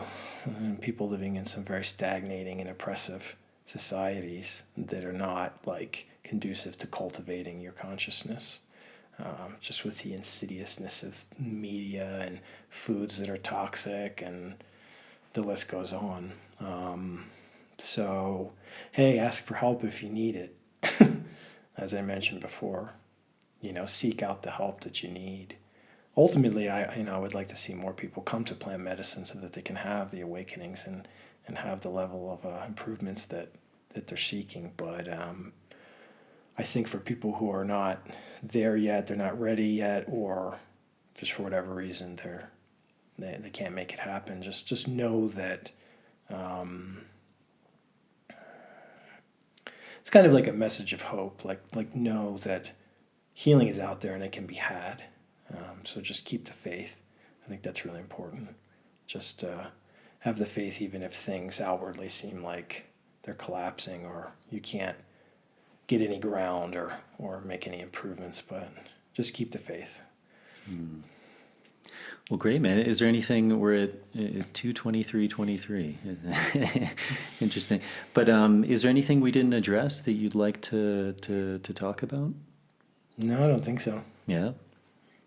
Yeah. Well, if people, resonate with you and they like what you said and they're interested in working with Wachuma, how can they get in touch with you? Yeah, so the best way right now is through my Facebook page, and it's called Wachuma Awaken, and that's spelled WACHUMAWAKEN, and you can find this page on Facebook, and the actual address is Wachuma Awaken Official. So I'm working mainly with the Facebook page right now. I have a website for my tour company and medicine program that's kind of in the works. So for right now, the best way is through the Facebook page. I also have the Wachuma Awaken YouTube channel now, so they can watch some videos, and I plan to be uploading more video type blogs and things like that going forward. Yeah, great. And if people are interested in working with you, they contact you and they can come down for any amount of time. Are there specific dates or? Oh yeah. Yeah, so on the Facebook page, I have the retreats. I posted the retreats. So I do individual ceremonies, and there's information about how that works. Like, so if you happen to be in the Sacred Valley or the Cusco area, I do offer single one-off ceremonies. But really, the medicine retreats, the 10-day retreats, are the ideal. They're the best opportunity for people to make like serious and significant transformations in their life. So I offer those. They're on the Facebook page listed as events, all the information, so you can read about it, everything that it includes. But like I said, yeah, they're 10 days. They include 3 Wachuma ceremonies. We include other traditional Andean ceremonies like despachos, plenty of time to rest and integrate, group circles. We take little day trips to hot springs and things like that. So I really designed the program, again, to kind of like maximize the time and the benefits that you can get in the medicine experience. You can kind of disconnect from the pressures of the world and really go inward and focus on the healing. So I'm really, while I will offer single ceremonies, I'm really promoting the retreats because they just the ideal. They really maximize everything for everybody, and I'm really proud of them, and feel honored to be in a position to help people make such significant changes in their life and to kind of stand there and act as a catalyst for human beings' awakenings. Yeah. Well, great, Joey. Thank you so much. It was a pleasure talking to you, and I think you have a great message to put out. And also I think Wachuma. It's not something I've worked with a lot, but I've really seen the benefit and the beauty in it. And I think all of these, as we would say, sacred plant medicines, master plants. It's their gifts, and I think, like you said, the more they can get out there, in a beautiful way, in a way where that space is really being held and honored. I think they're gifts that hopefully, anyone who feels called to work with can have the opportunity to do that. And it has an amazing ability to transform people's lives. So I think it's amazing what you're doing and holding that space and doing that work. The world needs more people like that. So thank you for coming on and sharing your knowledge. And I hope, some people My reach pleasure, out to Jason. you. Thank you. Yeah. Thank you for giving me this opportunity to share the message. And, I hope to be in a position of service for many of the listeners to your podcast. So, Yeah. yeah. Well, great, brother. Thank you so much. Thank you. Yeah, it's been a pleasure. Yeah. All right, everybody, that is it. I hope you enjoyed that conversation with Joey. I think he's got a really nice way of expressing himself and a really good ambassador for this plant medicine of Wachuma. So that's it. If you're able to support the show, Patreon is a really good option. It's a subscription service for as little as $1 a month. You can sign up, and it's a really beautiful way to, if you feel like you're gaining something from these podcasts, to help to support and to give back. And with that giving, there's also something in return, things like early access to shows, Q&As, bonus material. So that's a really big help, a really big support to all the people who have done that. Thank you very much. I appreciate it. There's also the ability to donate directly via PayPal. There'll be a link in the show notes for that. And then if you're not able to do that, going on the YouTube page, subscribing to the show, turning on the notification bell, liking the video, that's a really big help with the video algorithms via YouTube, and with the audio version going on Apple Podcasts and leaving a starred rating and a short review. That's a really big help. My next guest is going to be my friend Carrie. She's a psychotherapist. She recently completed the MAPS psychedelic assisted therapy training. So she'll be coming on, and we'll be talking a bit about her background, her work with different plants, and the therapeutic work she does. So thank you all for tuning in. I appreciate all the support. I hope you gained something from this episode, and I will see you all on the next one.